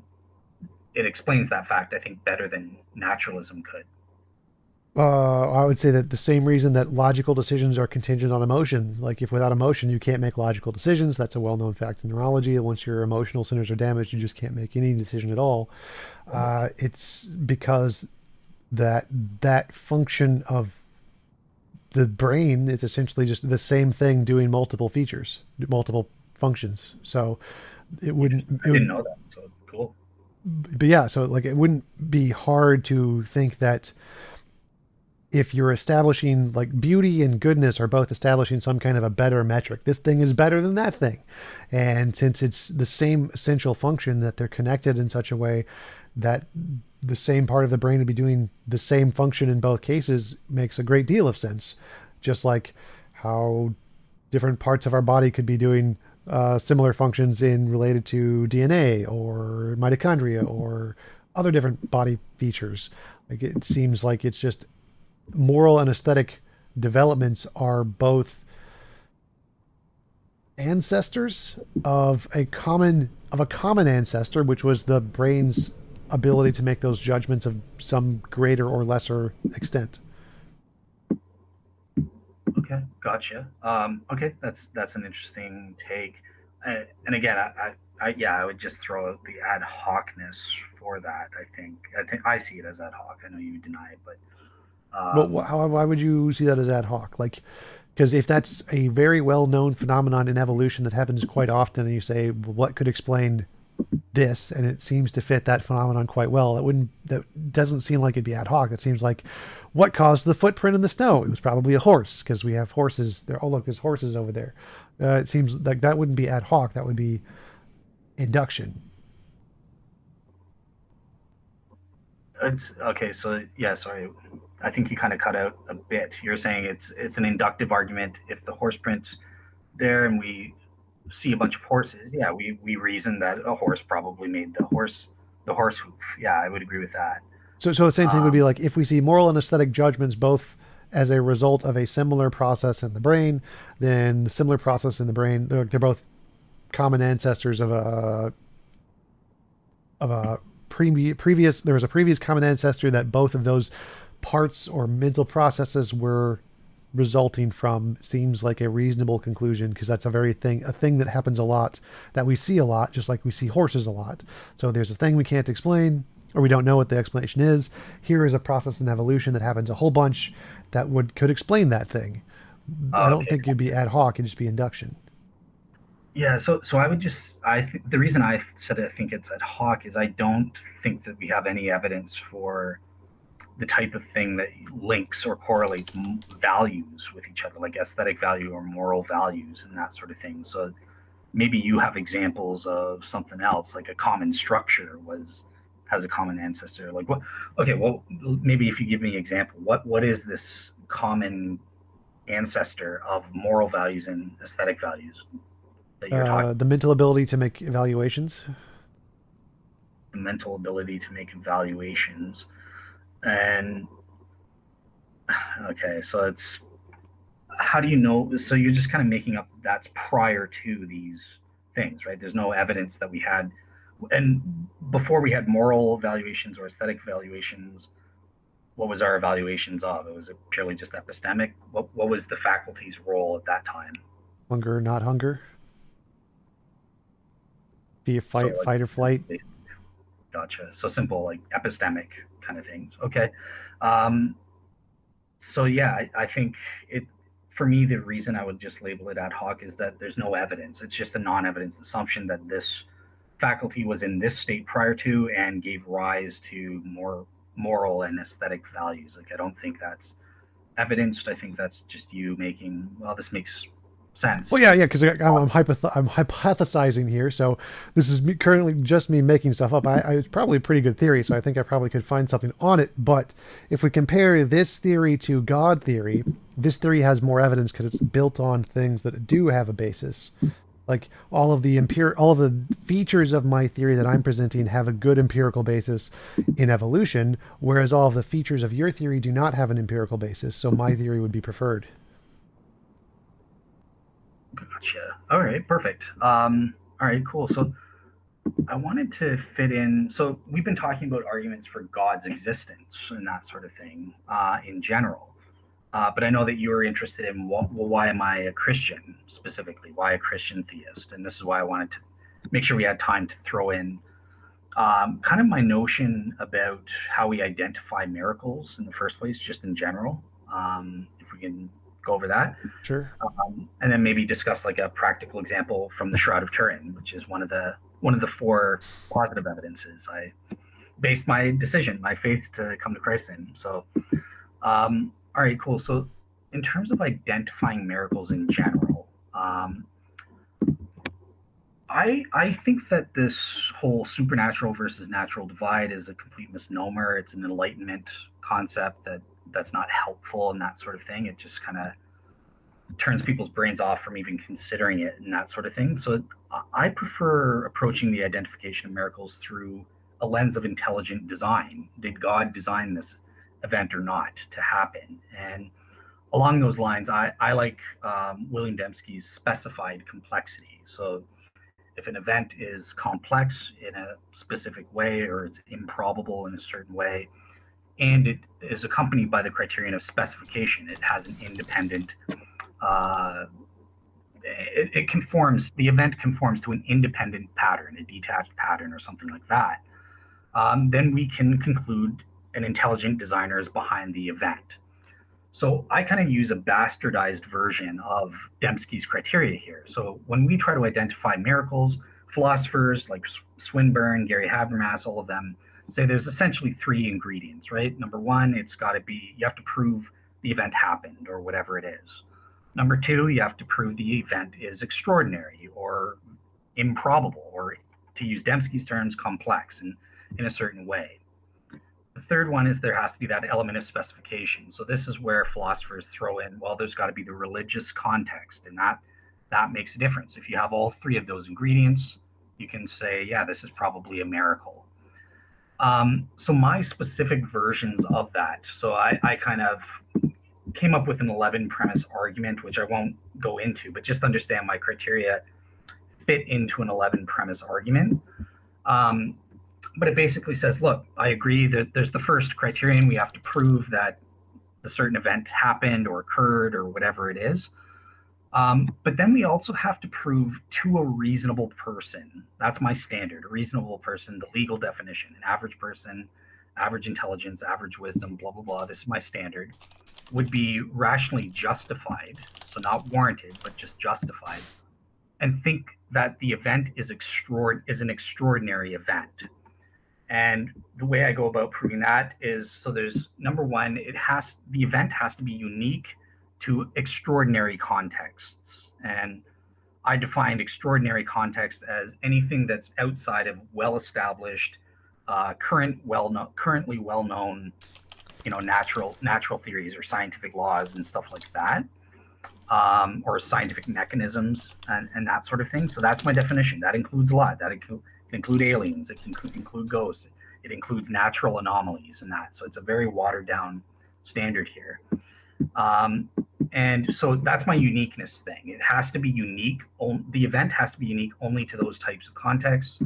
And then secondly, in addition, a reasonable person would also have to say that it's probably not the result of ordinary natural mechanisms. Go back. So it has to be unique, like ghosts, or what is the uniqueness thing for? Why does it have to be unique? What is this? So it's a falsification criterion. It has to be unique to what I call these extraordinary contexts, right? So if we have an event, like say we have it's a common argument with Jesus' resurrection. Oh, he appeared to groups, 12 people. Is this just your definition of miracle? It has to be a unique event. So yeah, it's a criteria that I use to identify that an event is extraordinary in the way I define. So it's one of the factors that goes into that. So criterion A, you have to prove the event happened. Criterion B, you have to prove that a reasonable person would think they're extraordinary. How do we think that it's extraordinary? Well, the first step is it has to be unique to certain contexts. Okay, gotcha. Make sense? Okay.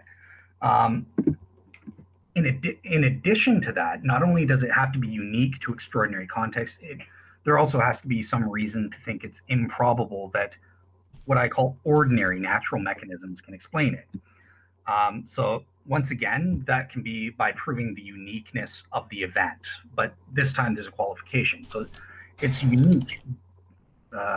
Sorry, is this too much, or I'm just going by your facial expression? So yeah. Improbable that ordinary mechanisms can explain it. Like, I'm not seeing the difference between that and being extraordinary.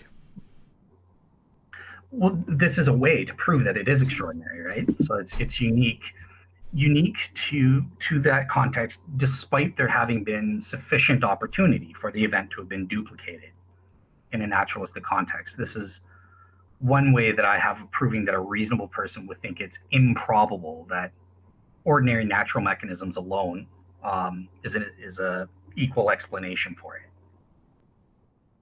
Okay, let's skip the criteria. Go into like an example of what is like how is this? Give me an example of a miracle and reason we have to accept it. Okay.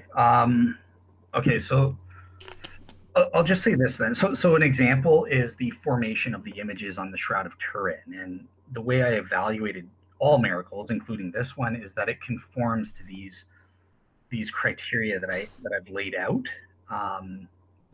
So yeah, I guess just one last general thing to say then. If I won't go through the criteria if it's too much, but so number one, it conforms to those criteria, and secondly, I'm warranted in believing that that is proof from God in the context of my 11 premise argument, because I twist the skeptical argument from confusion and say that God could not allow an event that fulfills these criteria. Part of it is that it's within a religious context where it's authenticating religious message, and the event is not subsumable to another religion. So, like the virgin birth, Muslims claim the virgin birth, or with Moses parting the Red Sea, Christians also believe in that. So it can't be subsumable. There has to be a way to tell who gets the miracle and that sort of thing. If those criteria are fulfilled by a certain event, and that religion is false, or God doesn't want us to follow that religion, that results in undue confusion. Therefore, we know that he wouldn't allow for something like the Shroud of Turin to fulfill these things. Okay, so radiocarbon dating on the Shroud of Turin shows that with a 95% accuracy, it was dated between like 1200 and 1300 AD, 1400 AD. Okay, so on to the Shroud of Turin then. Okay, so that's true, right? I've linked to the paper itself, but it's totally false. First of all, the 95% degree of certainty is false, and I can scientifically, it's been mathematically proven. Well, right. The below it says that the 95% accuracy to hold the 95% accuracy, you need to add 88 years. So okay, I did that. So I said 1200 to 1400. So I added the 88 years. Okay, so they fudged the data. This is a scientifically proven fact. Harry Gov, the radiocarbon scientist in charge of it, admitted this in his 1996 book. They got a total of 16 values, and the paper that you're looking at excludes 4 of the outliers there.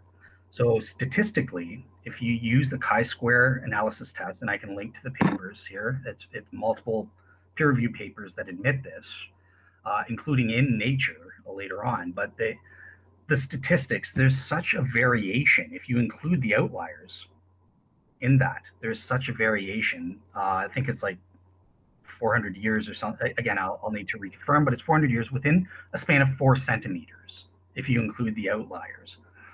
So that means you can't get the 95% degree of confidence, and it's an international statistic standards. If you have anything less than 95% degree of confidence, the results are garbage. You can't trust them. You're not justified in using those results. No mathematician in the world will deny that. It's a chi-square test that they used, and that's why. P-values can get a lot less than that. That's not a big deal. But the most recent analysis, 2020, concludes that the stated date range needs to be adjusted by 88 years in order to meet the 99% confidence. The most recent analysis, 2020, says that that number is still correct if you add 88 years to the projected dates, which I did. Right. So the outliers themselves. So I don't know what paper you're looking at, but Riani, Marco, Atkinson, gotcha, Turin statistics, the just the ones listed on the bottom of the Wikipedia where it's literally just stating all of this stuff. gotcha. Okay, so the outliers themselves fall within the medieval range. We never got a carbon date value that's first century AD, right? So I think that's what the people you're looking at are talking about. But in terms statistically, to get that 95% degree of confidence in the results that they had, they conducted a chi-square test, and they deleted the outliers to fit that international standard. And Bob Rucker, who's an expert, he's a nuclear engineer and that sort of thing, who worked for the government for years. He's one person who calculated and has mathematically proven, without doubt, with 96 point something percent degree of confidence, that the results that the carbon 14 scientists got were the result of not measurement error that the carbon 14 scientists just assumed it was. It's systemic bias or systemic error, and that's based on the what's the word I'm looking for, the range of dates. If you include all 16 that they got, it's statistically impossible for that date to be correct. There's some kind of systemic bias at play, and that's been mathematically proven. All of the hypotheses used to challenge the radiocarbon dating have been scientifically refuted. False. Professor Christopher Ramsey, Oxford Radiocarbon Accelerator Unit, 2008. Yep. Radiocarbon Dating, second edition in archaeology perspective by R.E. Taylor, offered use of something. Rutgers, 2016. Oh, you can take it up with them. I'm going to go with those guys because I don't really. The image is kind of dumb anyway. Like, it doesn't even. It's like. It looks like it was painted on. Like, a face wouldn't look like that if it was actually laying on a face. So. So with the carbon 14, are you interested? Like, if I send you stuff privately, will you? And I know the experts on both sides and stuff like that, right? I know Christopher Ramsey and stuff like that. I know I'm having Hugh Ferry, the world's famous shroud skeptic, on my show in a couple weeks. So I'm not interested enough to actually like spend Okay, hours researching this route of Turin. No, it's not something that I take fair enough. seriously. Fair enough. But, but yeah, like So I I would don't just think say so. there have been over 2 dozen every forensic expert who's actually seen the Shroud Man disagrees with you. There's not a single one who studied the cloth itself and says, yeah, this is just ridiculous nonsense. And I'm not talking believing Christians, right? I'm friends with pro shroud expert Barry Schwartz. He's not a believer, he's not a Christian, he's Jewish, and he doesn't believe the shroud images are miraculous in any way. He does believe, on the basis of scientific evidence, that it belonged to Jesus. We can prove that this covered the historical Jesus, or at the very least, it's scientifically proven that it covered a real human corpse. Um, so yeah, and he's not the only one. I mean, there was lots. He was a member of what's called STIRP in 1978, which is the only scientific team in history that actually investigated the images back in 1978, and he was the official photographer and stuff, and he was friends with all of the scientists. So every forensic expert, Dr. Robert Buckland, he's the guy they invented the show Quincy after back in the 70s or whatever, right?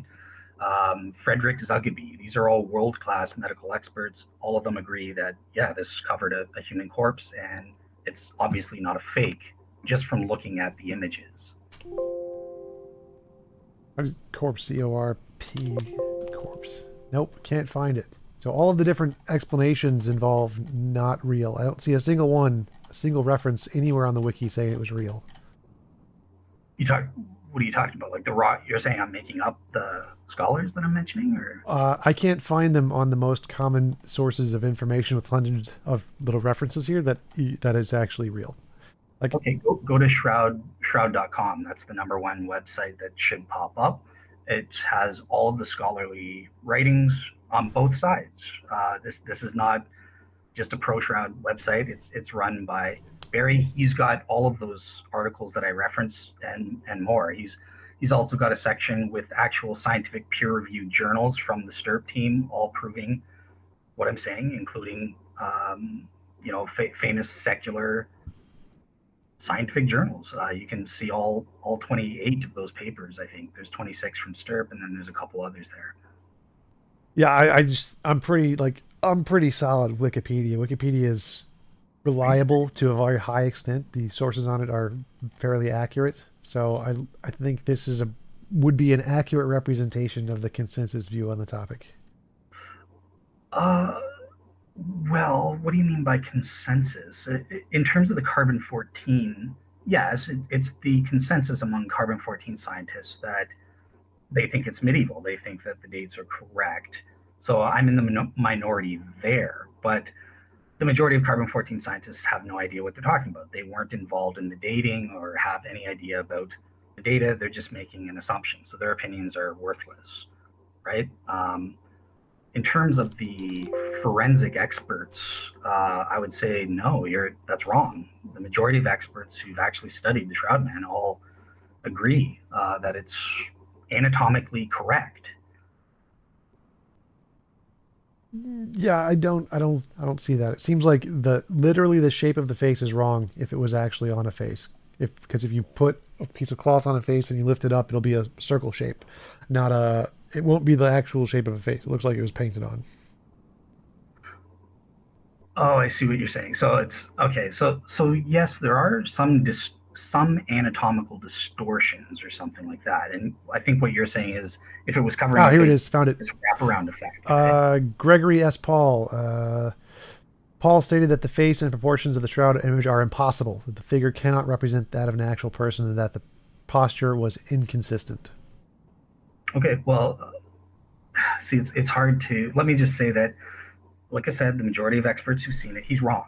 Plain and simple. I can state that with authority and prove it if I can cite the peer reviewed papers that prove that this is wrong. Now, there are certain anatomical inaccuracies, and that's due to various effects of tenting on the shroud cloth, how it was wrapped, and that sort of thing. It also depends on the mechanism process. How are the images formed and what that might have entailed, right? So if we're assuming there was a supernatural body or something like that, that is it. You're I mean, not yeah, taking. that's technically possible. So yeah, if there's a supernatural way to do it, then it's possible.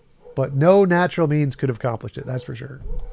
Well, I can cite experts. It's been statistically studied and computer analyzed by modern computers as well, verifying that the proportions of the man on the shroud, while not perfect, are definitely caused by a human corpse or body being in that shroud. It could not be as artistically created, and nobody believes this. Like you actually think it was Well, all of the painted? ones I'm reading say, yeah, it's artistically created, that the blood stains couldn't have happened. They must have happened on separate instances, so it couldn't have been that way. The shapes of the arms are in the wrong positions. They're not anatomically possible.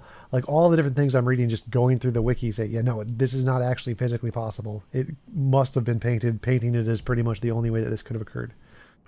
Okay, well let me okay, so let me just say, so with respect to the anatomical things, it's what you're saying is not true, and I'll provide, if your audience goes to my website, I'll provide detailed sources they can read for themselves.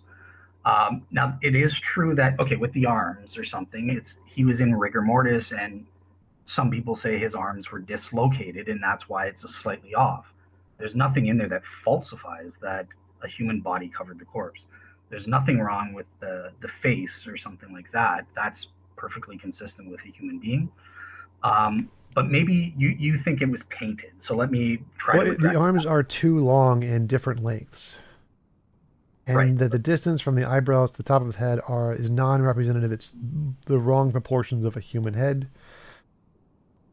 They Let, conclude that the features can be explained if the shroud is a work of Gothic artist, because they are the same as here's a bunch of pictures of Gothic art that has the exact same features. Gotcha. So let me just say that that is scientifically false, and I can prove it with my sources. I know that my word means nothing to you, and because you won't look into it, but your audience will confirm, and maybe they'll get back to you and say, yeah, Dale is not just lying and not just saying stuff. That what you just read is wrong. Let me take the painting though. Let me say something about the painting hypothesis, because nobody believes that today. And let me explain why. So there's certain features, like I said, Stirp studied. Well, this is They from 2018, the source I'm reading about this, so maybe it's changed in 3 years. It's possible. No, it's just it's not okay. We'll let people check out. I've got sources that back me up, and it's science. The science doesn't lie, right? So if you believe science, you'll believe me, and not just a quote on Wikipedia. But Well, I mean, this is scientific papers. Like 2018, an experiment on bloodstain patterns analysis was performed. The study shows that the blood flows from the wounds of the crucified person to compare to the evidence of the Shroud of Turin. The comparison between the different tests demonstrated that the blood patterns on the forearms and on the back of the hand are not connected and would have to occur at different times.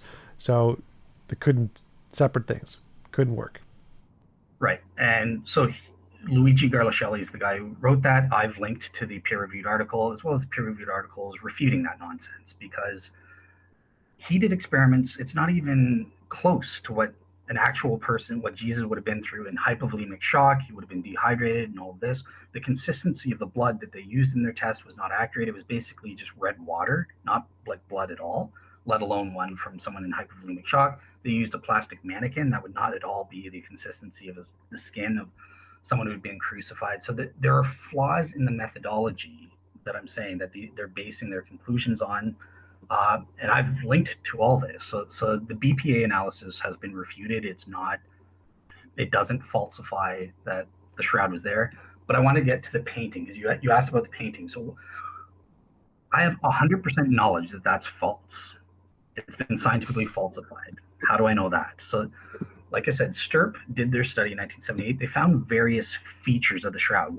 Just like I had those aesthetic facts, I have shroud image features that I base my argument on, right? So number one, just refuting there was no paint found on the shroud Oh, incident. yeah. Just to clarify, I didn't mean like literal painting. Painting, as in, could have been any of the things like using acid or uh, Gotcha. dust or medieval stuff or using reliefs. Like it wasn't. I didn't literally mean literal painting. Okay. Okay. Okay. So in that case, I can't. So I would just say here are some facts, and I'll list just some of them, because I've done an Excel sheet where I list off all of them. But okay, so here are some facts. So there's photographic negativity. The images are photographic negatives, or at the very least quasi negatives. There's also what's called body image uniformity. So the intensity of the color on each fibril is colored separately, and they have the same intensity of color. This is body image uniformity. And I'll leave it at that for that one. Also, the both sides of the body image have the same image density in terms of the color. So the back side as well as the front side are about the same density or darkness of color. Um, there's three-dimensional information encoded on the shroud in terms of the frontal and dorsal image, and the face is the most realistic of all.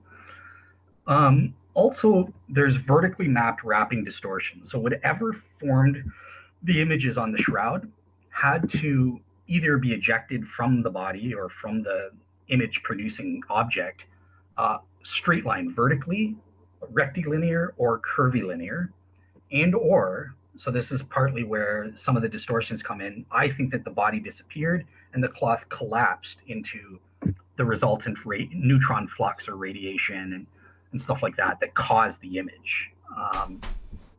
Okay.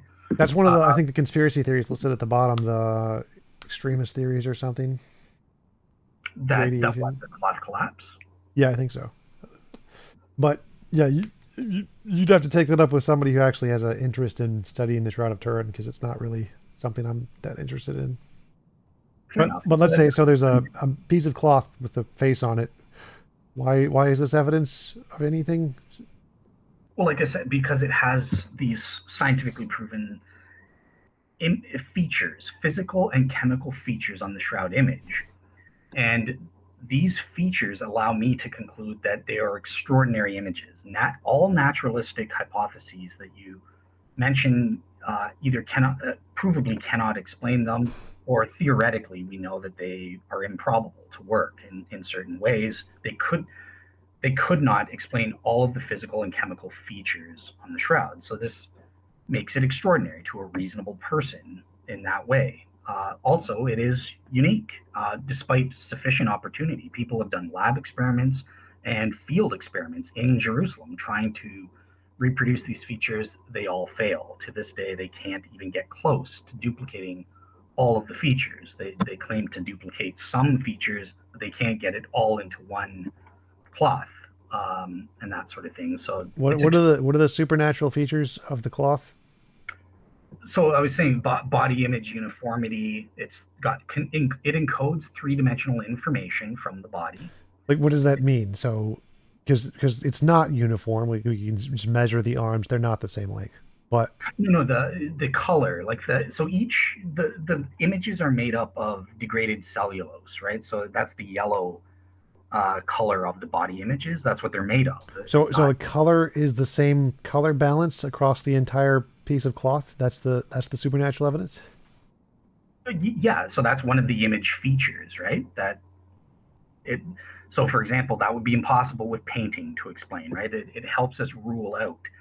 Another thing is there's no dry powder on the shroud. This is just a physical feature that rules out certain, like Garla Shelley's hypothesis with or powder rubbing type methods, right? Because there would always be this. Well, keep in mind that I don't really have any interest or desire in the shroud itself. But what you're just saying is there's a bunch of, it doesn't have powder on it, and it has the same color across the whole thing. Like, to a regular person, if you're just telling this to a regular person, like, no one's going to find this spectacular or extraordinary. It's like, cloth with no dust.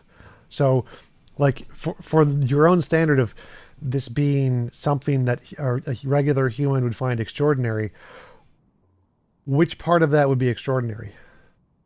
Well, it's so in the first place, I wasn't able to give all of the features, right? So it's all of the features combined, and then they're extraordinary in the sense that they can't be explained, or probably, a reasonable person would say that they probably can't be explained using solely naturalistic explanations. And the various features I'm giving, so I gave, it's an unremarkable thing. There's no dry powder on it, but that's relevant when we're talking about artistic methods that use dry powder and stuff like that. Well, let's compare, like, if a pyramid popped out of the sky, like just in the middle of New York, and just landed, like, and we said, well, what caused that? Now that's pretty spectacular. Anybody would say like, yeah, that's pretty amazing.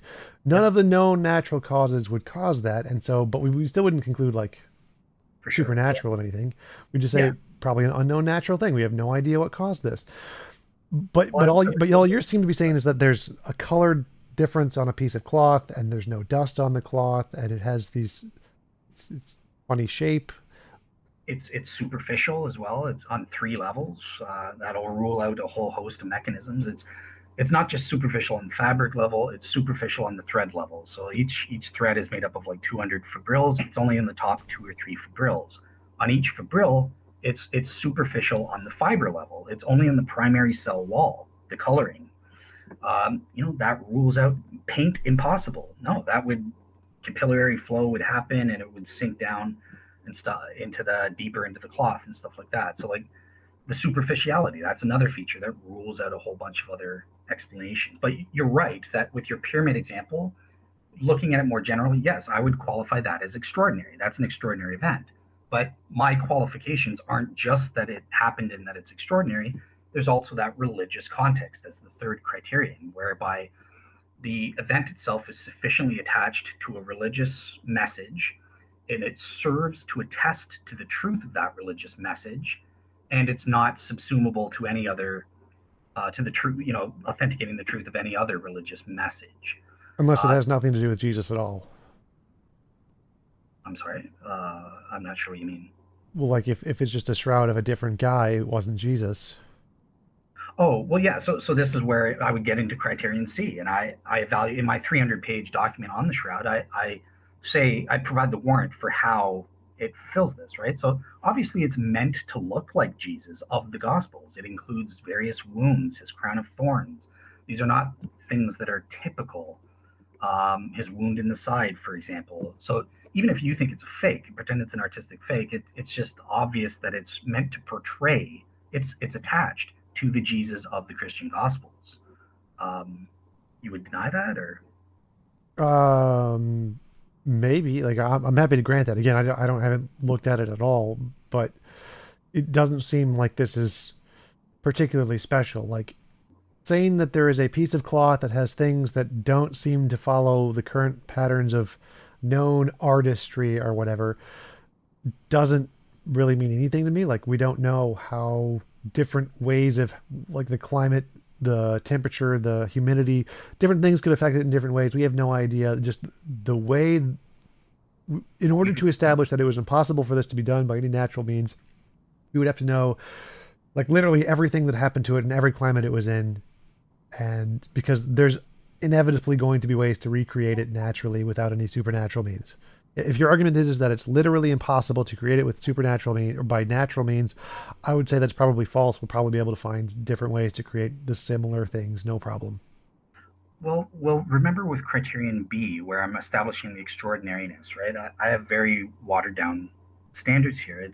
I'm saying that a reasonable person, so that's the legal definition, average person, blah blah blah, they could reasonably conclude that it's improbable or is extraordinary in this way. And I think that by showing it's outside of currently well established scientific mechanisms and that are well known and well established, that's enough to show that it's extraordinary. But that's not the end of my argument. Right, right. That's the part I'm refuting. That's the part I'm disagreeing with. I'm saying a reasonable person would conclude that if we look at the history of the shroud, that there is most likely going to be a very common, very easy, naturalistic way to explain all of the phenomenon that we just don't know because we just don't know the history of the shroud.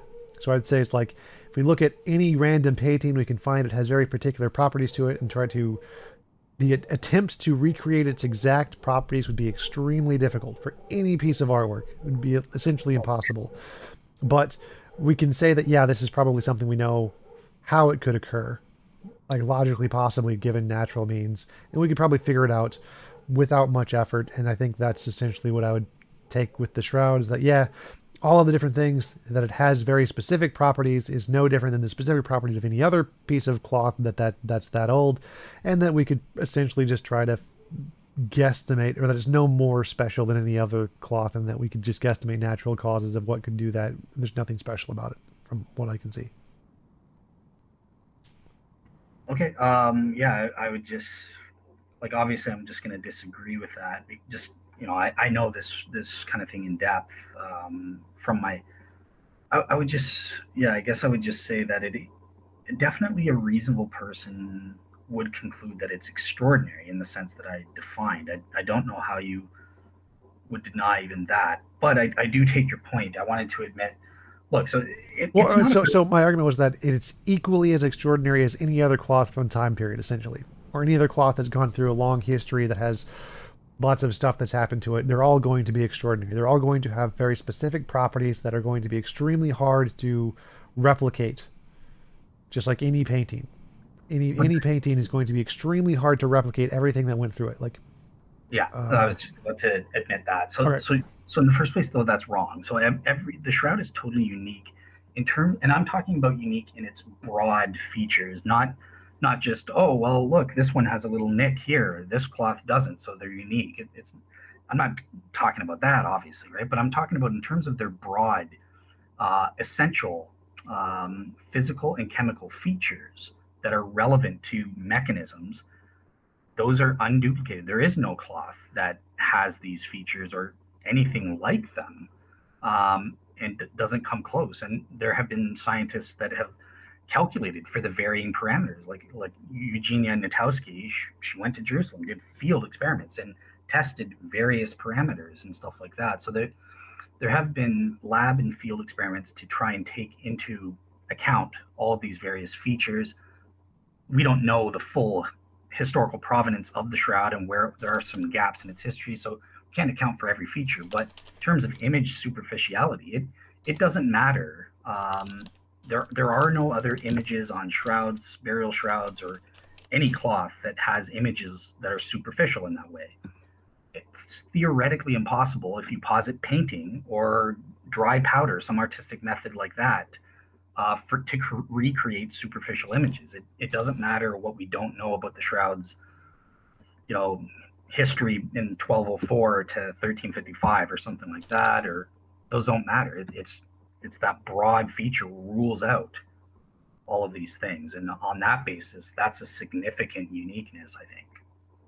right, yeah, I definitely talking with the expert guy who you're going to have on your show would probably be better here. But yeah, I'm going to assume there's probably nothing unique about it at all. It's just essentially the same as any other old piece of cloth. I don't see any reason to think that this is special. Of course, I don't know enough about the field to be sure, but I'm pretty sure that would be the consensus in the field. But you can, when are you having what's his name on, and you can tell people. Yeah, I'm having Hugh Ferry. He's, in my opinion, he's the best, most knowledgeable shroud skeptic that's out there. He does a great job. He's going to be debating Dr. Cheryl White, specifically on the historical evidence for the dating of the shroud. Yeah, he's been on the show before. He knows the carbon 14 experts and that sort of thing. He's going to help me hook me up with a carbon 14 scientist to come on my show, and we're going to debate that. So yeah, if your audience wants to check that out, it's up to them. Sure. And now you want to tell them where they can find your YouTube channel and stuff? Sure. So yeah, so my blog is at realseekerministries.wordpress.com. I include scholarly sources on a lot of my subjects on both sides. I try to be fair and let people make up their own minds. Otherwise, you can find me on YouTube, just Real Seekers. Yeah, thanks for having me on, Tom. I really appreciated this. Yeah, it was fun talking to you. You're a pleasant guy. Check out his Real Seekers channel. Thanks for coming on. Appreciate it. And I will talk to you later. Sounds good. Take care. See ya. All right. We're still recording? I'm gonna do like post screen announcements and stuff, so we're still online. You can just leave whenever you want, though. By the way, Okay. I can hear the clicking. I don't know if that just in case other people. Clicking? There's nothing clicking on my end. I don't know. It's like I think when you're scrolling down on your notes or something, like clicking on your touchpad. Oh, I might be like jiggling the laptop. So yeah, sorry about that. I didn't realize that. It's not All too right. bad. Don't worry about it. But yeah, thanks again for coming on. Talk to you later. All right. Take care, man. How do I leave? Okay. Yes, that is how. Thanks, guys. Appreciate you stopping by. Buffering shouldn't be buffering trillion. Thank you, Andres. Great talk. Check out the YouTube, the merch. Ow. TJump merch. All right. Give me like here. TJump merch. No. And TJump cups. Check it. TJump cups. Cups. So how are you guys doing?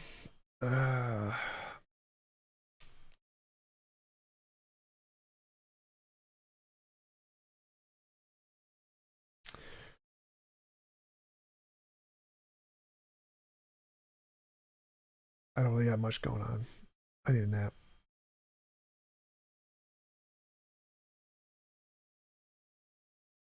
Monogrammed recliners. Roby. Send me a request. I'll see if I can order them from Lazy Boy. Hey Amy, how's it going? I am depressed and lonely as always. No hot blondes. That is the typical day. Kevin wants to debate. I don't know who Kevin is.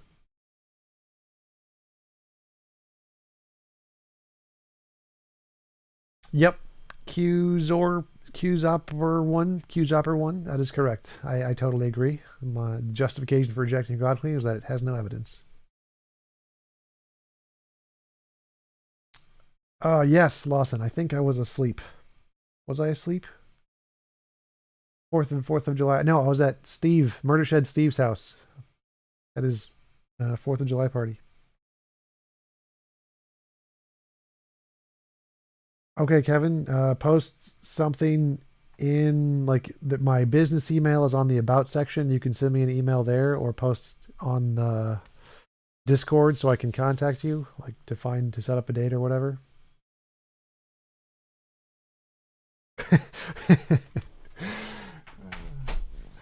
Poker man.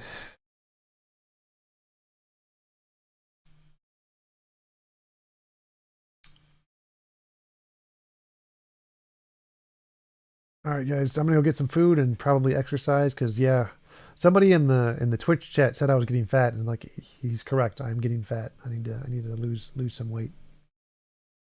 All right, Kevin, send me tag me in something on Discord to set something up. All right, guys, I'll see you later. I need to go to sleep now after I exercise or something. Hey, Mike, what's up? Thank you, CVA. Appreciate it.